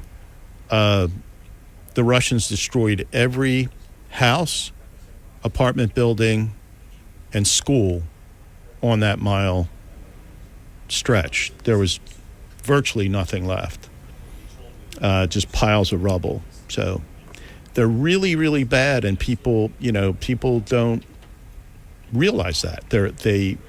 we hear about. They should realize it. We hear about Bucha and Irpin and a couple other places. The Zitomar Highway was another place where they slaughtered hundreds and hundreds of mostly women and children in cars. Wow. And just for the heck of it, and they don't realize that that's what they do every place they go, every single place they occupy. So as Ukraine is giving up some territory here, they take over and they start torturing and killing and raping. That's just the way it is. Halftime break. We'll be right back. John Zarek continues Smart Law with John Zarek. Very pleased to report the Laken-Riley Act will be voted on today prior to tonight's State of the Union address. I think that's that's not just symbolic. That is, I think, very, very important. And now we find out that the suspect killer, his brother, part of a Venezuelan gang, and here they are. I mean, in Georgia and all over the country. 31 minutes past the hour. We'll be right back. Don't go away. More Smart Law with John Zarek right after this. This is the Town Square, New Jersey Info and Weather Network. Thank you. With John Zarek, Harry Hurley with 3 stories that you can follow right now on the WPG Talk Radio 95.5 app. The Atlantic City Police family, they have a member facing a major health problem. We outline the need, and I hope you'll read this. It's an important item. The Egg Harbor Township Police Department, great work. They handled a suicidal threat situation involving a weapon. Very serious stuff. And we wrote about Nucky Johnson. Check it out. It's a good piece. From the Town Square, New Jersey Info and Weather Network, I'm Chief Meteorologist Dan Zarrow. Brighter skies on the horizon as we dry out a little bit today. Showers are out of here this morning, but we could see a few more raindrops at any point today. It'll be mostly cloudy and breezy, high temperature 55 degrees. Clearing skies tonight with a calmer wind, low 39. Tomorrow will be dry, partly sunny, high 52. Rain looks to come back this weekend starting late Saturday afternoon. Get weather 24/7 wherever you are. Download our free mobile app today. This is an important safety. Hurley in the Morning. WPG Talk Radio 95.5 and the WPG Talk Radio app. You're listening to Hurley in the Morning. Mays Landing. I'm from Melika Township. Listen at home or in the office on your smart speaker. Just say, play WPG. HD. Ocean City. Hurley in the Morning on South Jersey's talk station. WPG Talk Radio 95.5.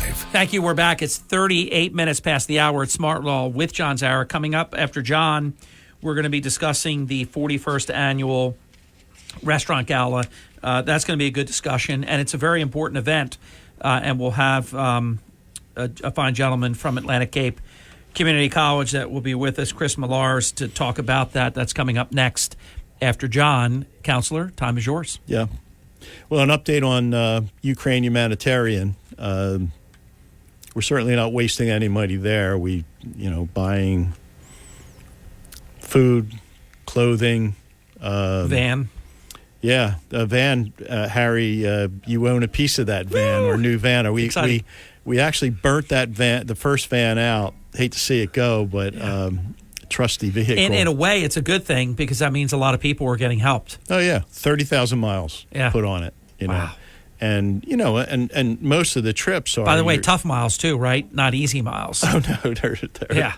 I mean, a lot of those miles are 10, 15 miles an hour. Yeah, we're not talking highway miles. In really rutted, frozen farm roads. That's really the majority of the travel. So the suspension and everything just gets demolished. Depending on how fast you go, and depending on how tired you are when you're doing it. But yeah, I'll never forget. We were heading toward a forward combat area when, the one incident in that van, and we had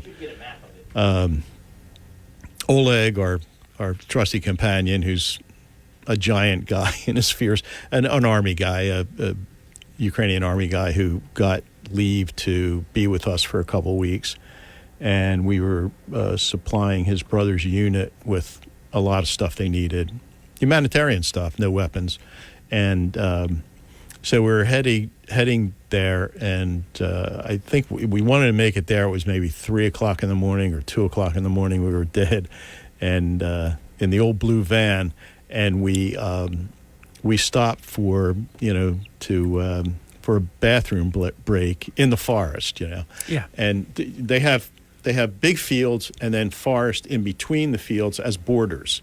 So they had tree lines, maybe the tree lines are 100 yards wide or something like that. And at that close to the front, everything's mined, Jeez. And we were, the woods, the fields. I mean, you just don't ever go off the road. And does no one knows where these mines are? They just know? No, they're it's just solid mines. So bad. I mean, if you have just bad luck, boom. Yeah, as in that situation, as the Russians advanced, the Ukrainians were mining every meter of ground to blow up and kill as many Russians as they could. When the Russians retreat, now, when the lines are stable, of course, Russians are laying mines in front of them. But when the Russians retreat, they're laying mines as they go, unless it's a route. And there were a couple of places where there was a route. This wasn't one of them. And they lay mines as they go. So I remember we stopped, and everybody knows you can't leave the road, but I was sort of delirious at the time. So you left the road? Yeah, I walked like 5 yards into the road. And of course, in the wartime situation, Mark, Oleg, Jacob, who talked to from Scotland, they just broke out laughing. They're what are you making, a World War II movie or something? Where the guy finds himself in a minefield and has to step out and all, and so they abused the hell out of me for doing that. It's very funny because nothing happened, but yeah, something terrible could have happened. Yeah, something terrible could happen all the time. True. I remember when we first got in country on that trip, I said, to Mark, we were coming to a checkpoint, and checkpoints are dangerous because you got young kids, you've got, buildings, like bunkers built up 6 feet, and then on the side of the road you have bunkers like that you weave in between, and then on the side road you have bunkers like that, and there are troops sleeping there, and they put the younger kids, men and women, on those checkpoints, so it's very scary. I mean, because the kids, they don't want somebody running out of a van and throwing a grenade or a satchel into their buddy's bunker when they're sleeping, which is 10 yards away. And by the same token, you're there to help. Yeah. They don't want to kill somebody who's there to help. No. So it's a very tense situation. So our system with that, maybe a little more than most, we would turn all the lights on inside the van. We turn all the lights off outside the van, and everyone had their hands up. And, the person driving would steer with their elbows. Wow. And just creep forward. And keeps everybody, nobody's, because one person fires, then all of a sudden. So we were coming to our first checkpoint, and I said to Mark, is it dangerous at checkpoints? And he looked at me. Now, this is after weeks of him telling me everything's fine, don't worry about anything, come on over. He and Jacob were on the phone. It's good. Don't worry about it. He looked at me, he said, everywhere's dangerous. The truth comes out. I knew Houston, we have a problem. Final break. We're going to be right back. More Smart Law with John Zarek right after this, 44 minutes past the hour. Starting your day the right way with Hurley in the Morning. Biden is going to drive this country into the ground. WPG Talk Radio 95.5. Starting your day the right way with Hurley in the Morning on South Jersey's talk station, WPG Talk Radio 95.5. Starting your day the right way with Hurley in the Morning. We need to do what's best for this country. WPG Talk Radio 95.5. Welcome back. It's 51 minutes past the hour. Smart Law with John Zarek.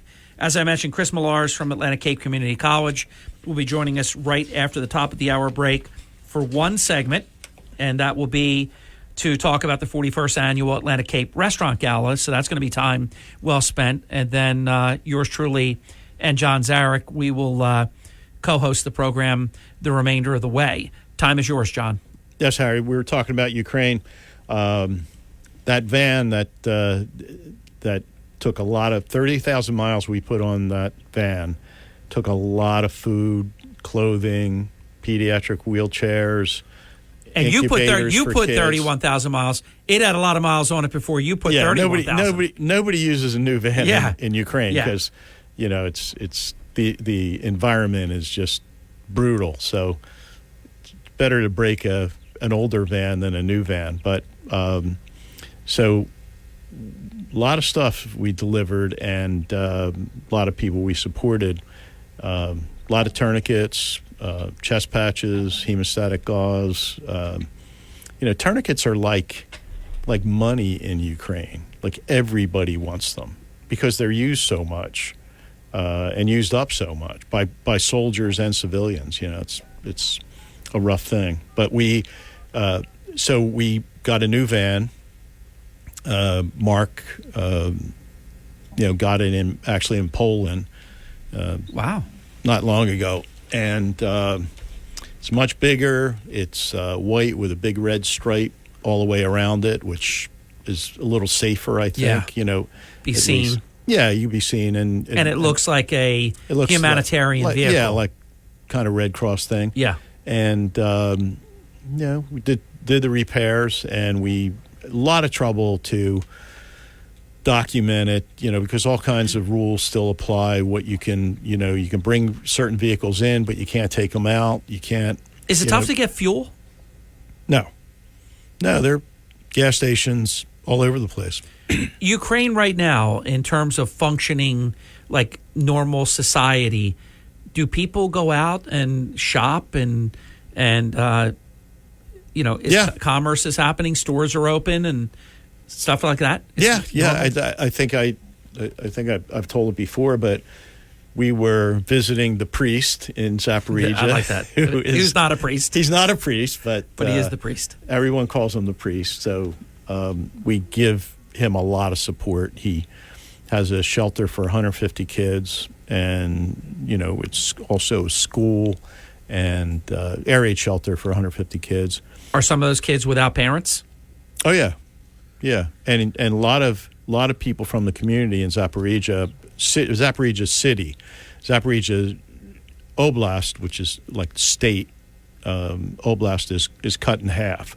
The Russians have the nuclear power plant, and the priest has the other half. So anybody comes out of occupied territories immediately goes to the priest in Zaporizhia, and so there's always a need for lots of food and clothing and money to buy medicine and stuff for the kids. We laid there's a shelter, it'll fit 150 kids, a basement shelter, and it was broken up and pretty dangerous, the concrete, and so we finished that floor. It's really a perfect concrete cement floor so the kids are safe. They won't break their ankles running down there. And also we put desks in there so that the kids can be there, and if they have to stay in for 5, 6, 7 hours, they can do their homework there too. So after the not now, but after we do the interview with Atlantic Cape Community College's Chris Millars, there is a race that has fascinated me, John. It shows you that you just never know what can happen when you go to an election. North Carolina, this is a state house district, 14. A 20-year incumbent was defeated by a college junior, a junior in college. He beat him by 95 votes. A 20-year incumbent. Anything can happen. Sure. Same thing happened with AOC. Yeah. I mean, she knocked out. Gosh, that guy was like, I think, second or third in the entire Democrat hierarchy. Yeah. That she beat. He just got lazy. He didn't do anything. He didn't do the things he should have done. Do you also agree, Took though? it for granted. On top of that, I do agree with that. And the Republicans had a guy that did that. I forget his name, but he was part of leadership. He was in Washington, D.C. on Election Day, and he got trounced. He thought I can't remember his name. He thought he was 28 points up. He got smoked right out of office. I think in terms of AOC, though, the Democrat Party changed and became very, very hard left of center. And I think that's largely why the incumbent got knocked very off, woke, too. very hard left. Yeah. Very, America is terrible in all respects. Oh, yeah. And especially districts like hers. Mm-hmm. And While he was there and nobody challenged him on the Democrat side, he would win. But the moment he got challenged from his left, he got blown out. Yeah.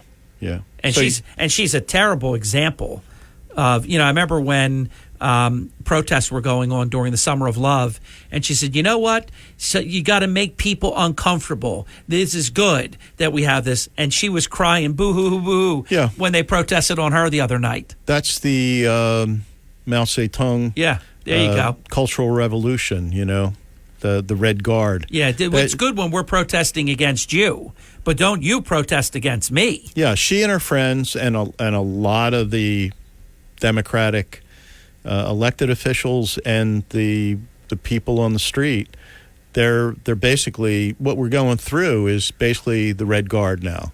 Like we're the Cultural Revolution, just like Mao. They just killed people. They disgraced people. Yeah. The students would all get together and shout down and sometimes kill their teachers or the principal.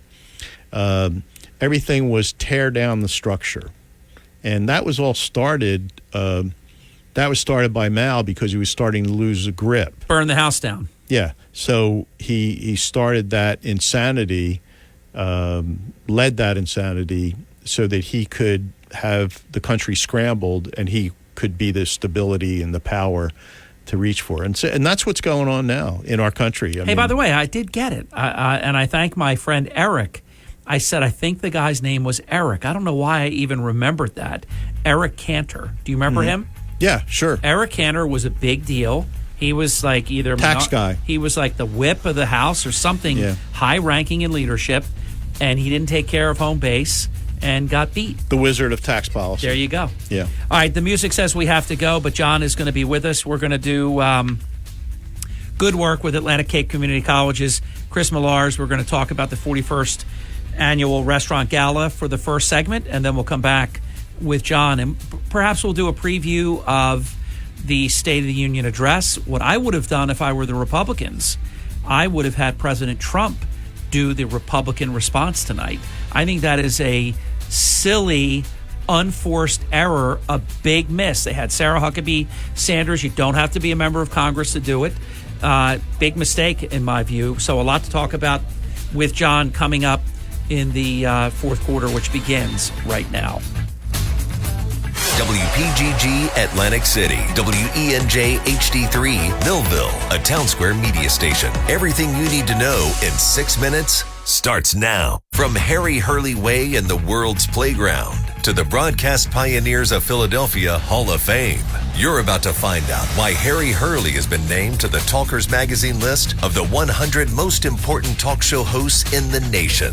Live from the studios of Town Square Media in Northfield, it's Hurley in the Morning on WPG Talk Radio 95.5 and the WPG Talk Radio app. Thank you. It's 6 minutes past the hour. It's my pleasure to welcome to the Hurley in the Morning program Chris Millars, Advancement Officer and Associate Director of the Foundation at Atlantic Cape Community College. And in this segment, we're going to be talking about Springtime in Paris, the 41st Annual Atlantic Cape Restaurant Gala. It's a very big deal, and obviously it's a very important occasion because the proceeds that are generated from a great event like this, tickets and there's raffles and all kinds of things, it really makes a material difference. We'll give you where, when, and all of that during the next 15 minutes.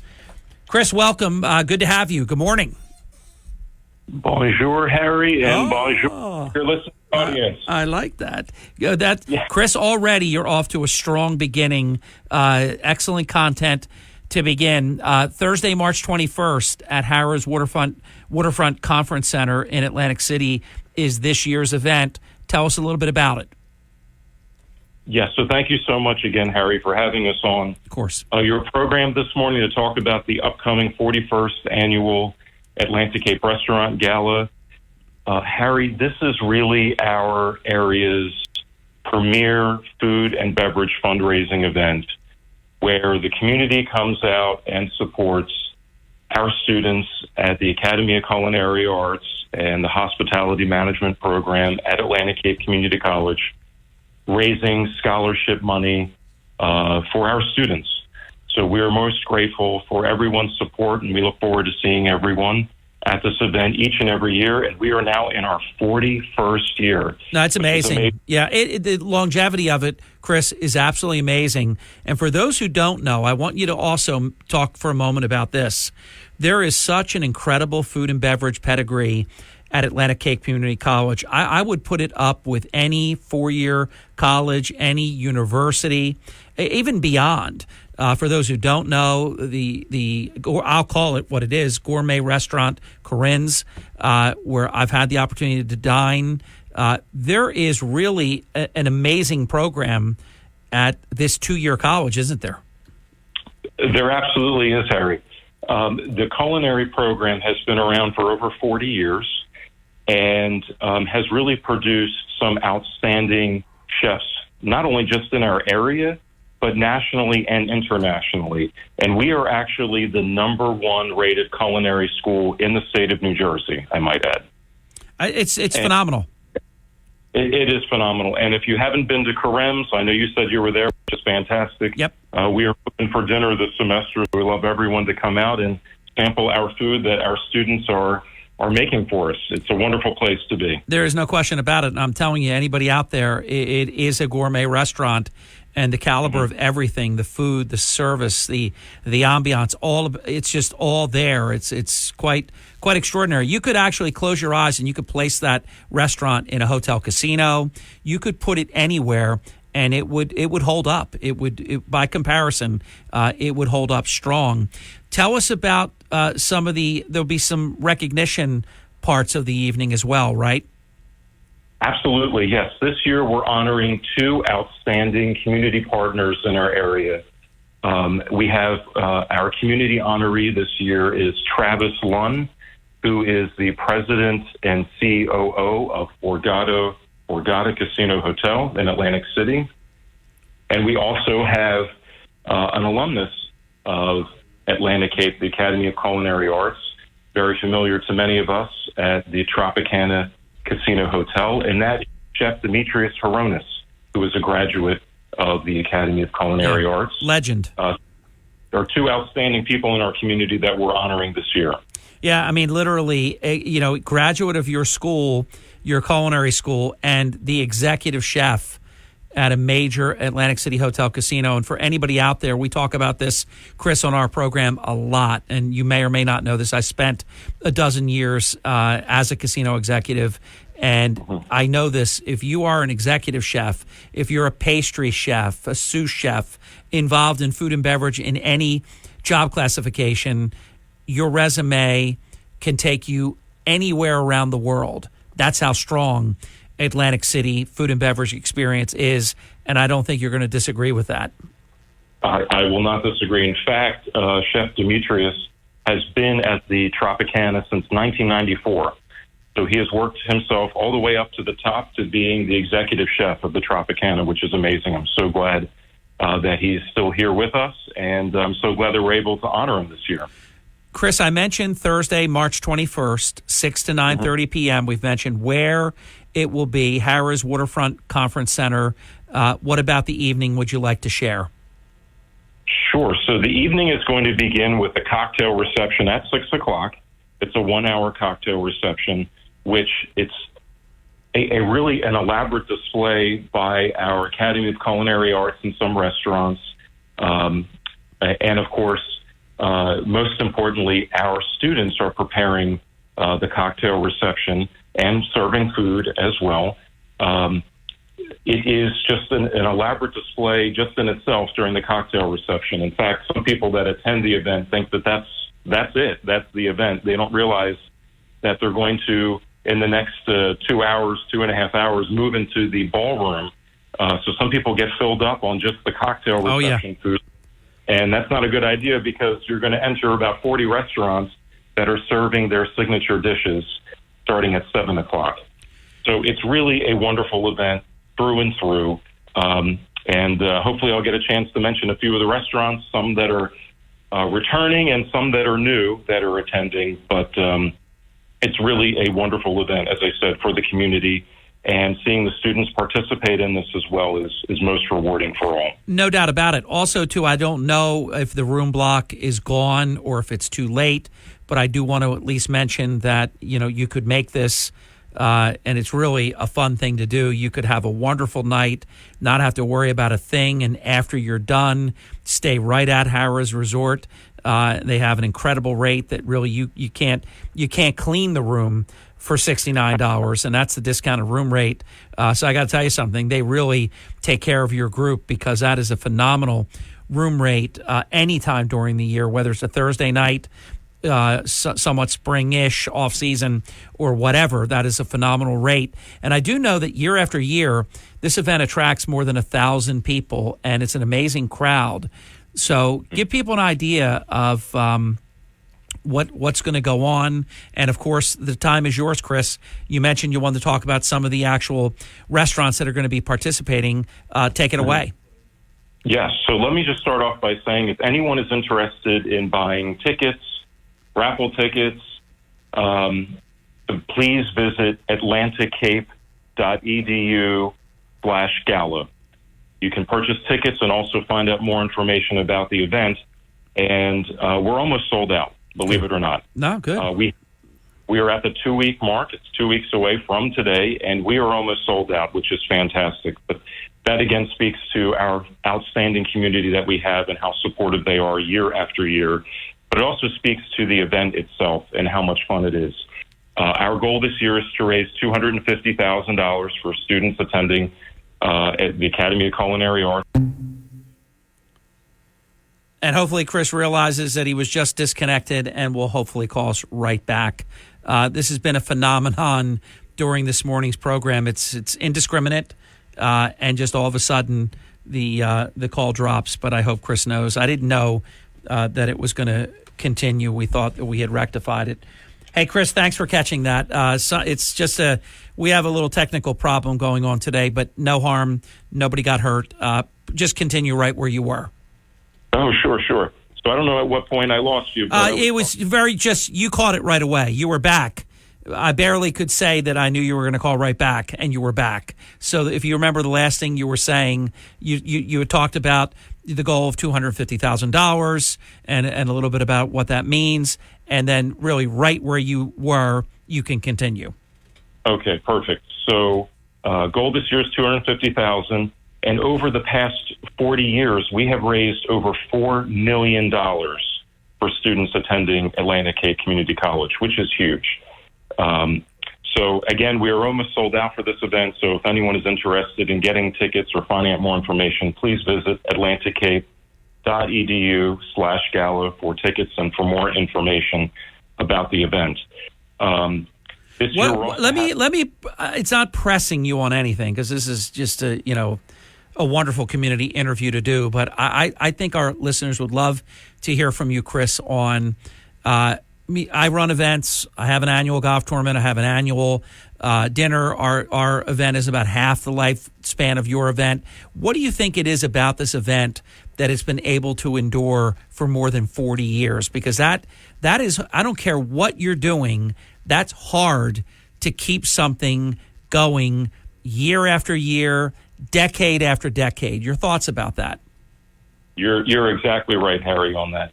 And I would attribute it to a culmination of a number of factors, to be honest. One is I can't think of a college that is more entrenched in our community than Atlantic Cape.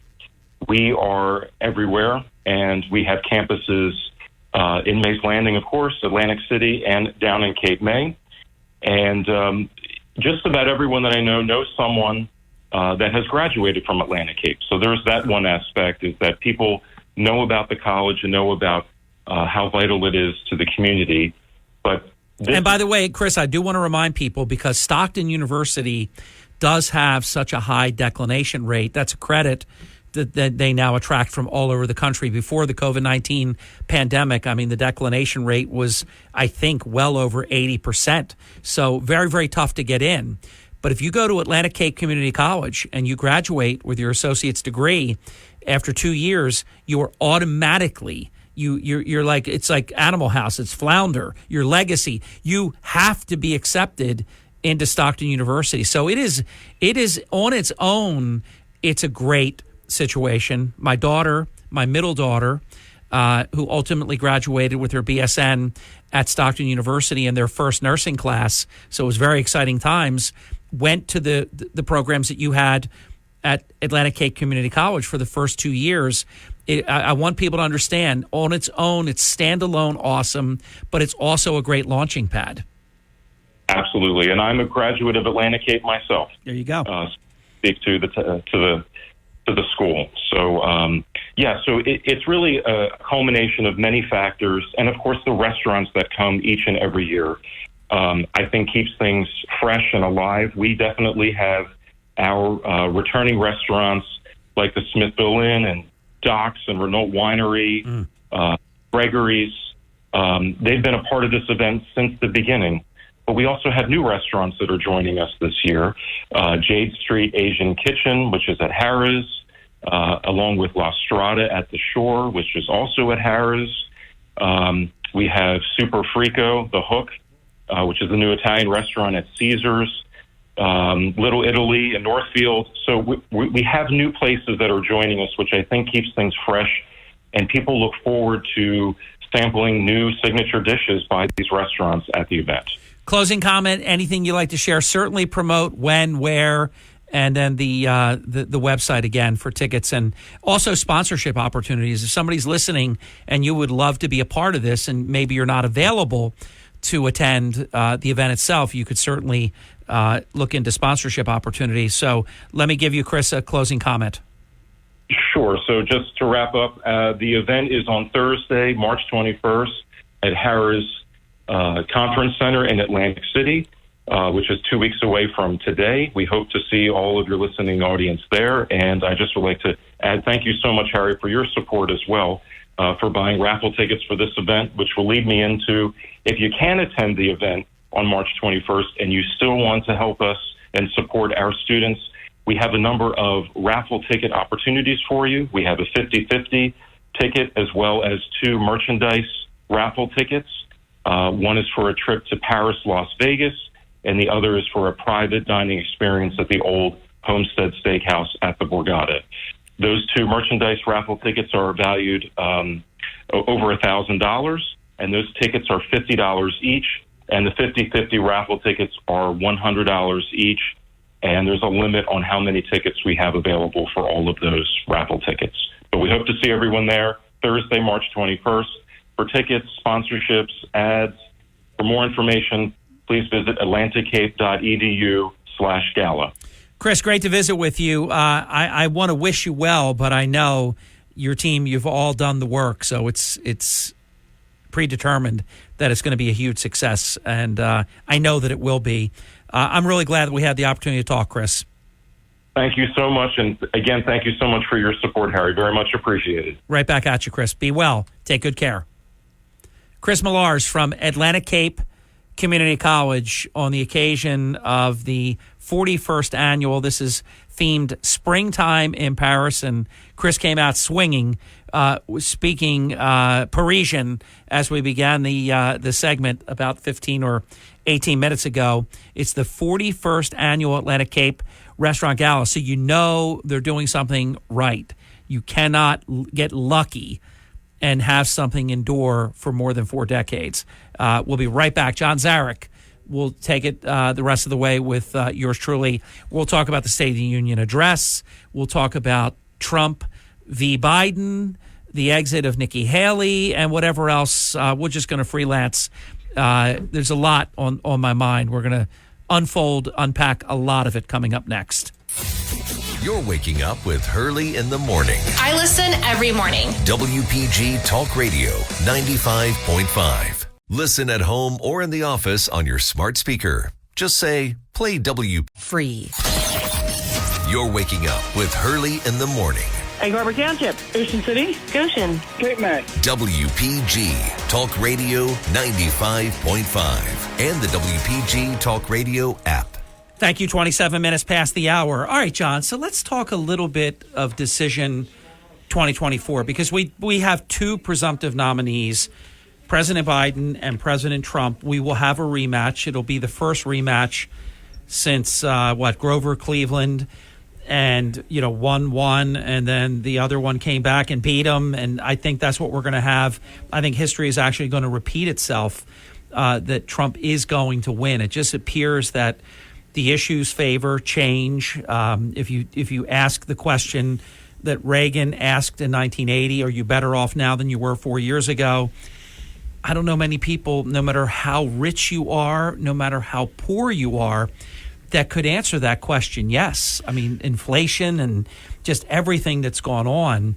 What are your thoughts at the early juncture of what looks now like a settled race? But and obviously there'll be Robert F. Kennedy Jr. and there'll be Cornel West, there'll be Jill Stein. They're all going to be in there too. But what are your thoughts? Well, I think it's a very, very strange situation, because you do have a lot of candidates. Like you say, Cornel West, he could bleed off some of the far left socialist candidates. Also, I mean, Robert F. Kennedy voters. Jr. is going to pull. He's pretty strong, tremendously, and if he goes the route of libertarian, which he hasn't said yet, but he's not evidently adverse to it either. Then he's on every ballot. He's been getting on ballots, and you got to look at the states. Look, we know the Republican states, we know the Democrat states. This is about 8 states, and it's really probably about 6. But it's your Ohio, Michigan, Arizona, Nevada, Pennsylvania. I mean, the usual suspects that will decide this. But what I think is unique this time, it's not a pandemic election, so it'll be more traditional than what we saw in 2020. And the concept of Biden was better than now that we've experienced Biden as president. Yeah. So now you have the immediate past 2 presidents that each have a record that you can, usually it's like Reagan promising it's going to be, whatever, Morning in America or all these things. I'm going to lower taxes. I'm going to do this. I'm going to do that. We actually have 2 presidents, and we know the job that each of them did. Sure. I think that's very telling when people will go to the polls on November 5th. Yeah. Yeah, I think Biden's in horrible shape. Although Robert Kennedy, I saw him last night on Fox, I believe, and very good job. He's terrific. Very good job. I remember, the Kennedys they didn't reach the heights they reached because they were not good at what they were doing. I will say, though, the polish is kind of off the apple, though. I mean, they don't even cover President Kennedy's November 22nd assassination anymore. I think that the brand is not what it was. But I totally recognize, though, he is somebody that I think even on a bad day is worth anywhere from 6 to 8%. I think you're sure. And I think a lot of that would come from Trump. No. The numbers have been run. I would agree with that until I know what I know. I have studied every poll that's been taken. When you have it head to head, Trump leads by X amount. When you put Kennedy in, Trump leads by more. Right. Trump is benefiting by Kennedy. Here's something with regard to the polls. Remember, we had the situation where the polls were off because people didn't want to admit that they were voting for Trump. Oh, yeah. Now, Harry, I think we have, this is my invention. I don't know if it'll hold up or not, but I think it will. People in these polls are afraid to say they're not going to vote for Trump. Oh, so you think he's polling better than in the old days? I think Robert Kennedy is... There are two major things that could take Trump voters away. Number one, he's very anti-Ukraine. Very anti-Ukraine. And he's very... You're talking about President Trump? Or no, you're talking about Kennedy? Robert Kennedy. Oh, he is big time. He's very anti-Ukraine.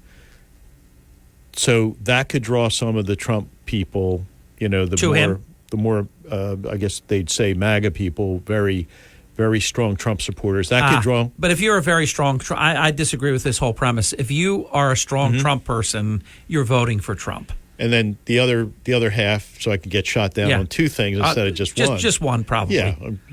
Harry, you kick me in the teeth so well, so with polish, such courteous. With a velvet I hardly touch. feel it. Yes, Yes. I only have to tell by the blood running down my shirt. Yeah. I anesthetize and then I cauterize. Sorry, while you're swallowing water. Sorry. And you choke me to death too. What's the other piece? Two things. One is the, of course, the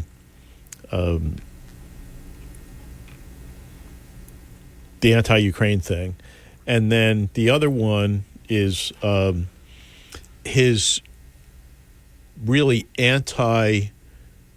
pro-strong border and anti what's going on now in the Biden administration. Yeah. So I'll tell you what I think that does. I don't think that nobody is going to be better on the border than Trump. So he wins that one.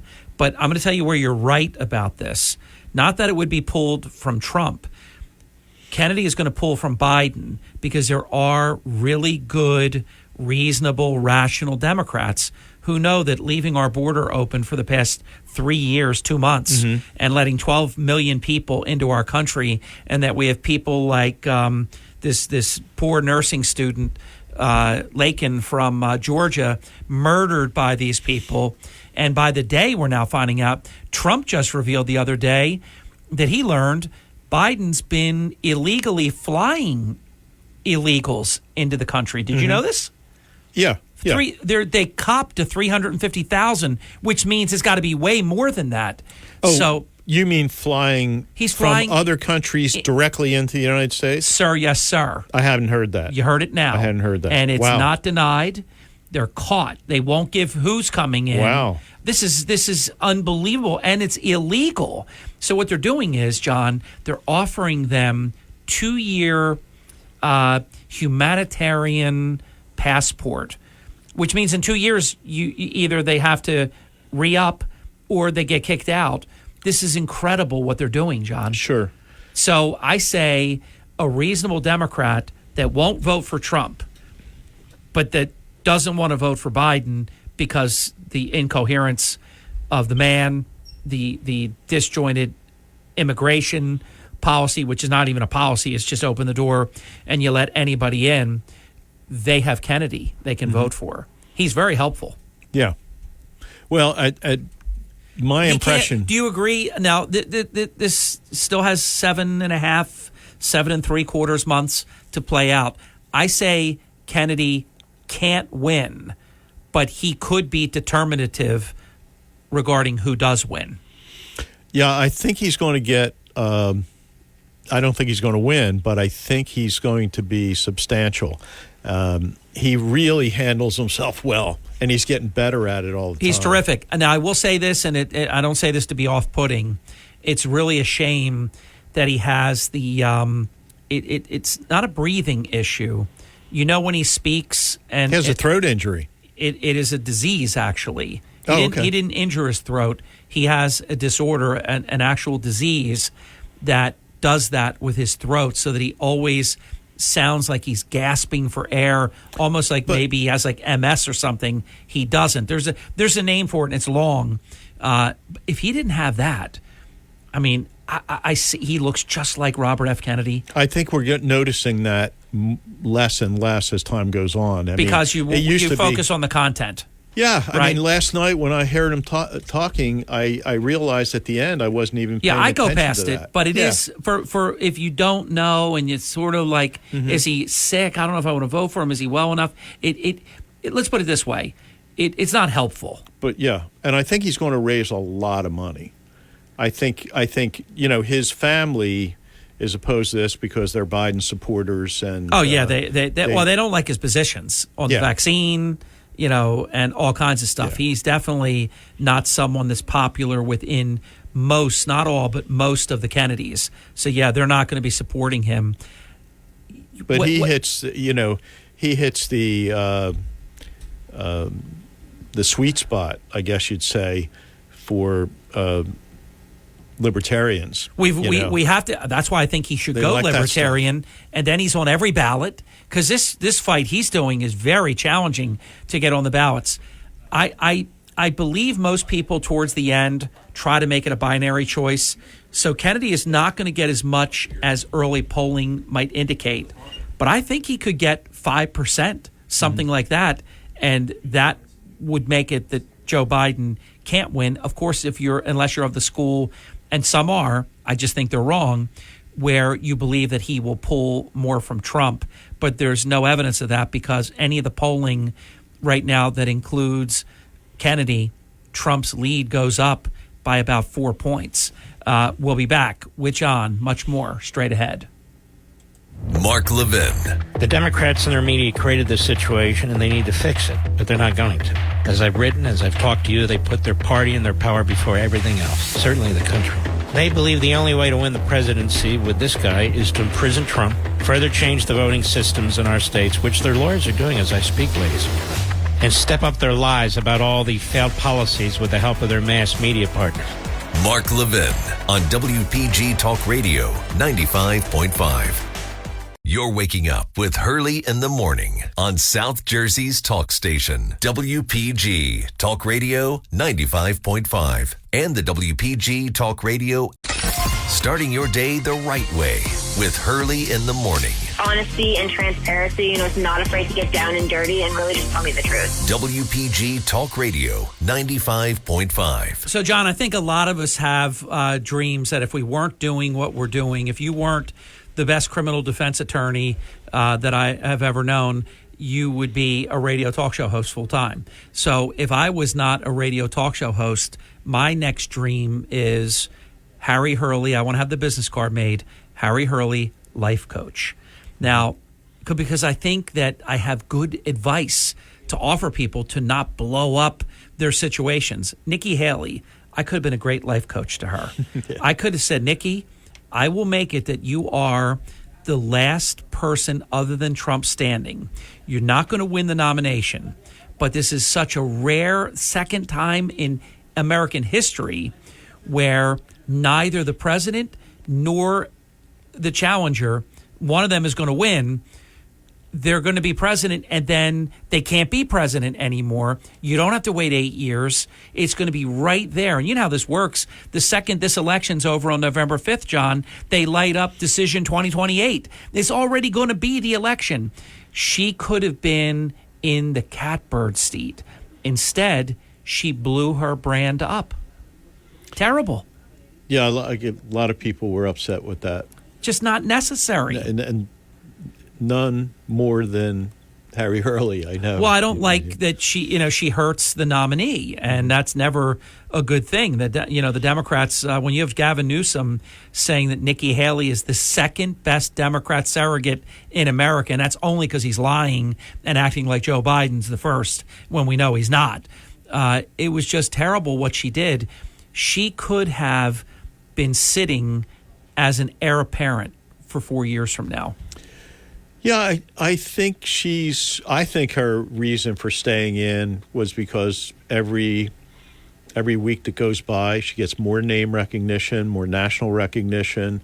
I think she is setting herself up for 4 years from now. But she didn't have to say that. She didn't have to burn the house down to try to rule the ashes. The people that were funding her campaign, I know there were strings attached. And she went further. Look, she went from, I will not run for president if President Trump runs because he was a great president. That's the predicate. Mm-hmm. That's where she started.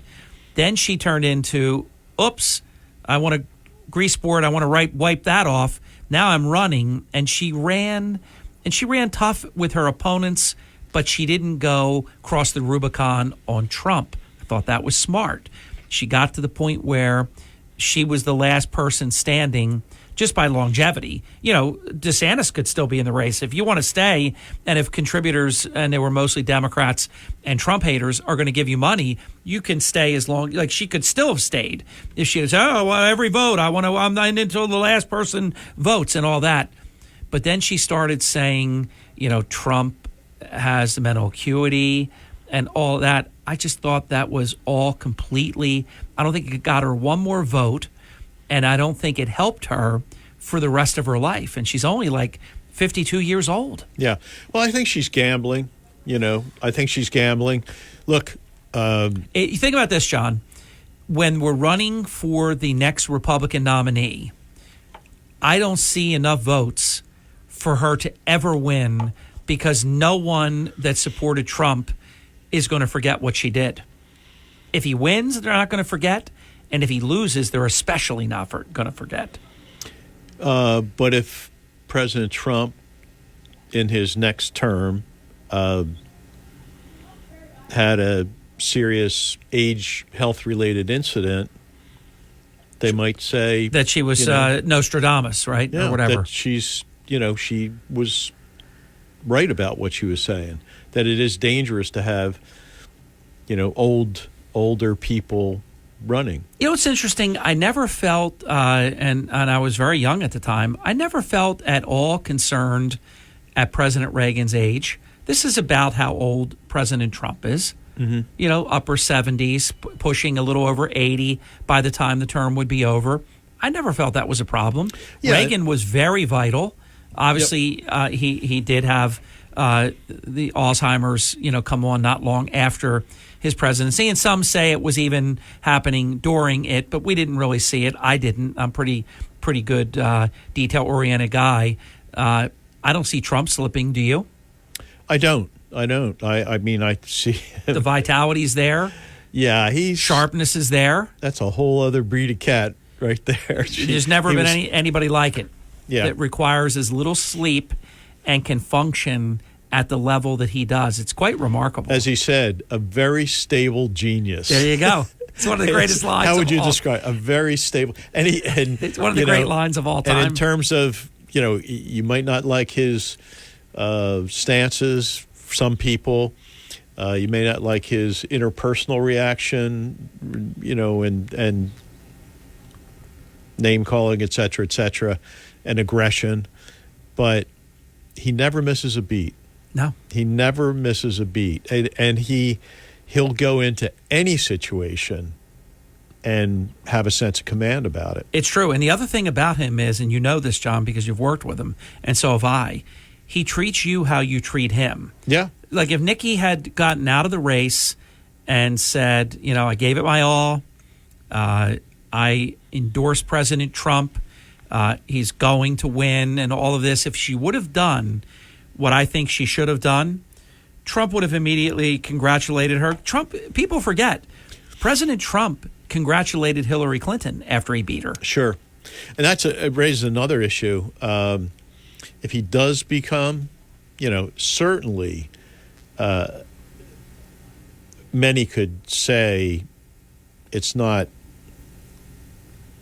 the worst thing in the world if he would seek to prosecute the people that tried to bury him, and they're primary Democratic, primarily black people in positions of power through election, typically. They got there through elections. Campaigning what they were going to do. Right. Campaigning what they were going to do. John, is that legal to do that? Vote for me. I am going to prosecute Donald Trump and anyone in the Trump orbit. Is that? I know that's not the America. I think that it we live conflicts in. you from the case. Yes. In my opinion. Me too. But that's what they that. did. Bragg did it. Letitia James did it. Fannie Willis did it. By the way, what's McAfee, Judge McAfee, in your opinion, after the break, because we've got to go to the break right now, what is Scott McAfee? Am I concerned, John? He's running for re-election in Fulton County. Mm-hmm. I'm very concerned that he is going to do some novel thing here that's not correct. Because I've watched, I don't usually do this, I've watched so much of this case. I listened to all the witnesses, watched all of them, and I don't think you have to take these people off the case.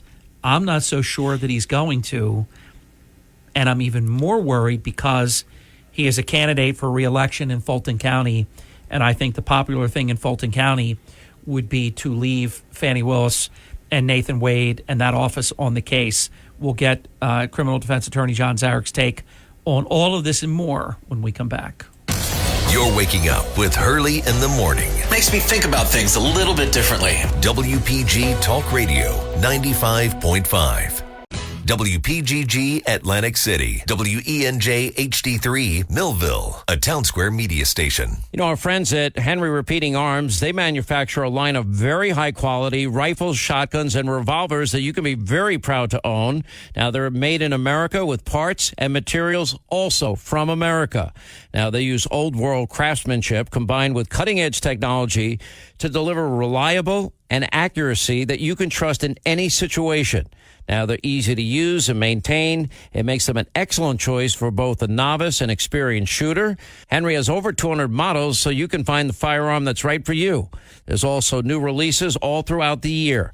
And every purchase is backed by their lifetime warranty and the company's owner. Anthony Imperato also gives his personal guarantee for 100% satisfaction. Now, make sure you go to their website, henryusa.com, order their free catalog. They'll send you free decals and a list of dealers where you are. That's henryusa.com. Free catalog, free decals, and a list of dealers where you are. You're going to love this company and these firearms like I do. You're waking up with Hurley in the morning. Ocean City. EHD. Brigantine. Mays Landing. WPG Talk Radio 95.5. We're back. It's 58 minutes past the hour, and we'll be with you until Brian Kilmeade at 6 minutes past the top of the next hour. All right, so I had the first few topics, John. You take one now. Well, I think a very, very big topic, and I think we have some inkling of it. I think my position on whether they'd shoot down the Colorado court and everybody else who's trying to take up Trump off the ballot was 9-zip. And you said it was, and you said it would be. Yeah. That was good, John. That was good for our country. It was great for our country. Because if it had been 6-3, it would have been the people talking about packing the court, and it would have been very, very ugly. But I will tell you, it did drive some of the lefties crazy, though. You had like this Keith Olbermann calling out Ketanji Brown Jackson and Sotomayor and all the Democrats and saying that the court should be disbanded. I mean, they hated that was a 9-0 decision. Well, the MSNBC group, as I said, they're not America. No. They are the Red Guard. Exactly. They're the ones that killed their teachers, killed people in the street, burned down the schools, destroyed businesses, Weather Underground. Yeah, they trashed. Yeah, that's what that crowd is. And there are a lot of people out there that have gotten away with being that way. Terrible. A lot of the rioters, yeah, and supporters of the rioters, the whole Freddie Gray thing and that. By the way, how come the Summer of Love and 2020 and all that was going on, the violence and defund the police and all that, how come that was not an insurrection? Yeah, it was an insurrection. Exactly. I mean, it was rioting, to say the least. I mean, it was far worse than January 6th. Yeah, it was rioting, to say the least. And Kamala Harris said, and they're not going to stop. They're not going to stop. We're going to, and she was raising money to get them out of jail and so forth. I mean, they were the Red Guard. They were like Mao's Red Guard. That's great. And Biden and Xi were Mao. And that because the crazier it got, the better Biden looked because Trump was in office at that time.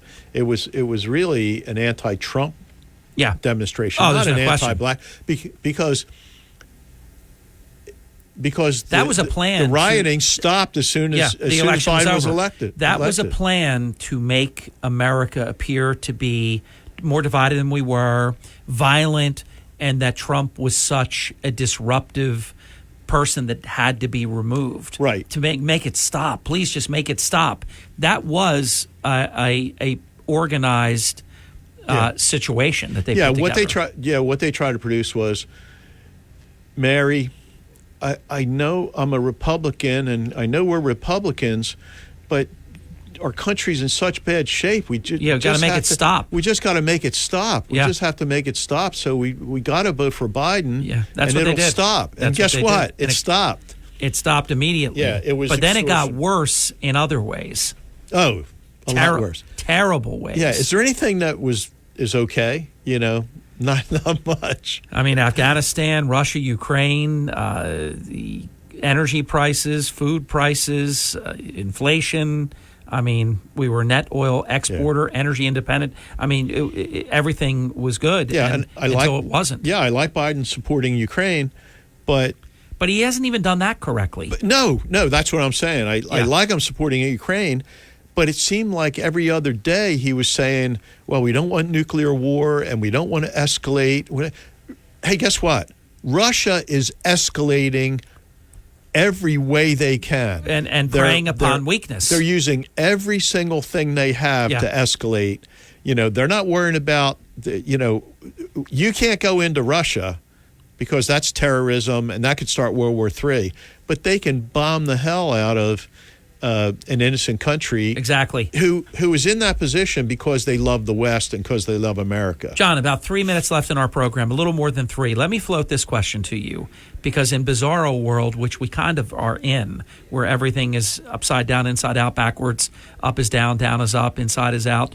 So the big question was, and I knew the answer to it, oh my God, Trump might not be on the ballot. Trump might not be on the ballot. All this. Well, wouldn't it be ironic if we know Trump is going to be on the ballot? The Supreme Court has now made that decision. I know that Jamie Raskin is trying to find some new way to get him off, but it's not going to work.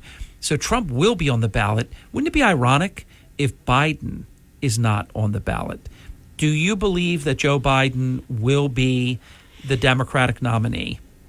I'd have to say the odds are good that he will be, but it's certainly not a lock. That's for sure. That's how I feel. Yeah, he's. It's more likely that he will because they're kind of running out of time. I mean, the Democrats. They don't want him though. The Democrats and Republicans both will whack.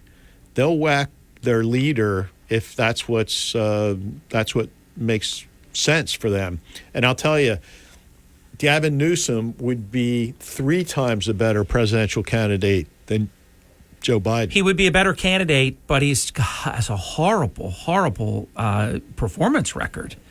I mean, he's terrible. But when he speaks about it, and he did that on Hannity, and he handled himself extremely well. He does. He had answers that sounded good, and left you with the impression. Yeah, he's very dishonest, but he's effectively so. He's effectively.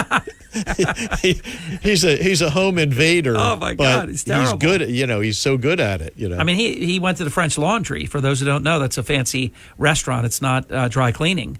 He went to the French Laundry during the peak of COVID-19, and he somehow flipped that on anybody that criticized him. Yeah, he's fantastic at that. He is. He's good. Did you know he was the former spouse of Kimberly Guilfoyle? Yeah. A lot of people don't know that. Yeah, he former mayor of San Francisco, former lieutenant governor, and the current governor.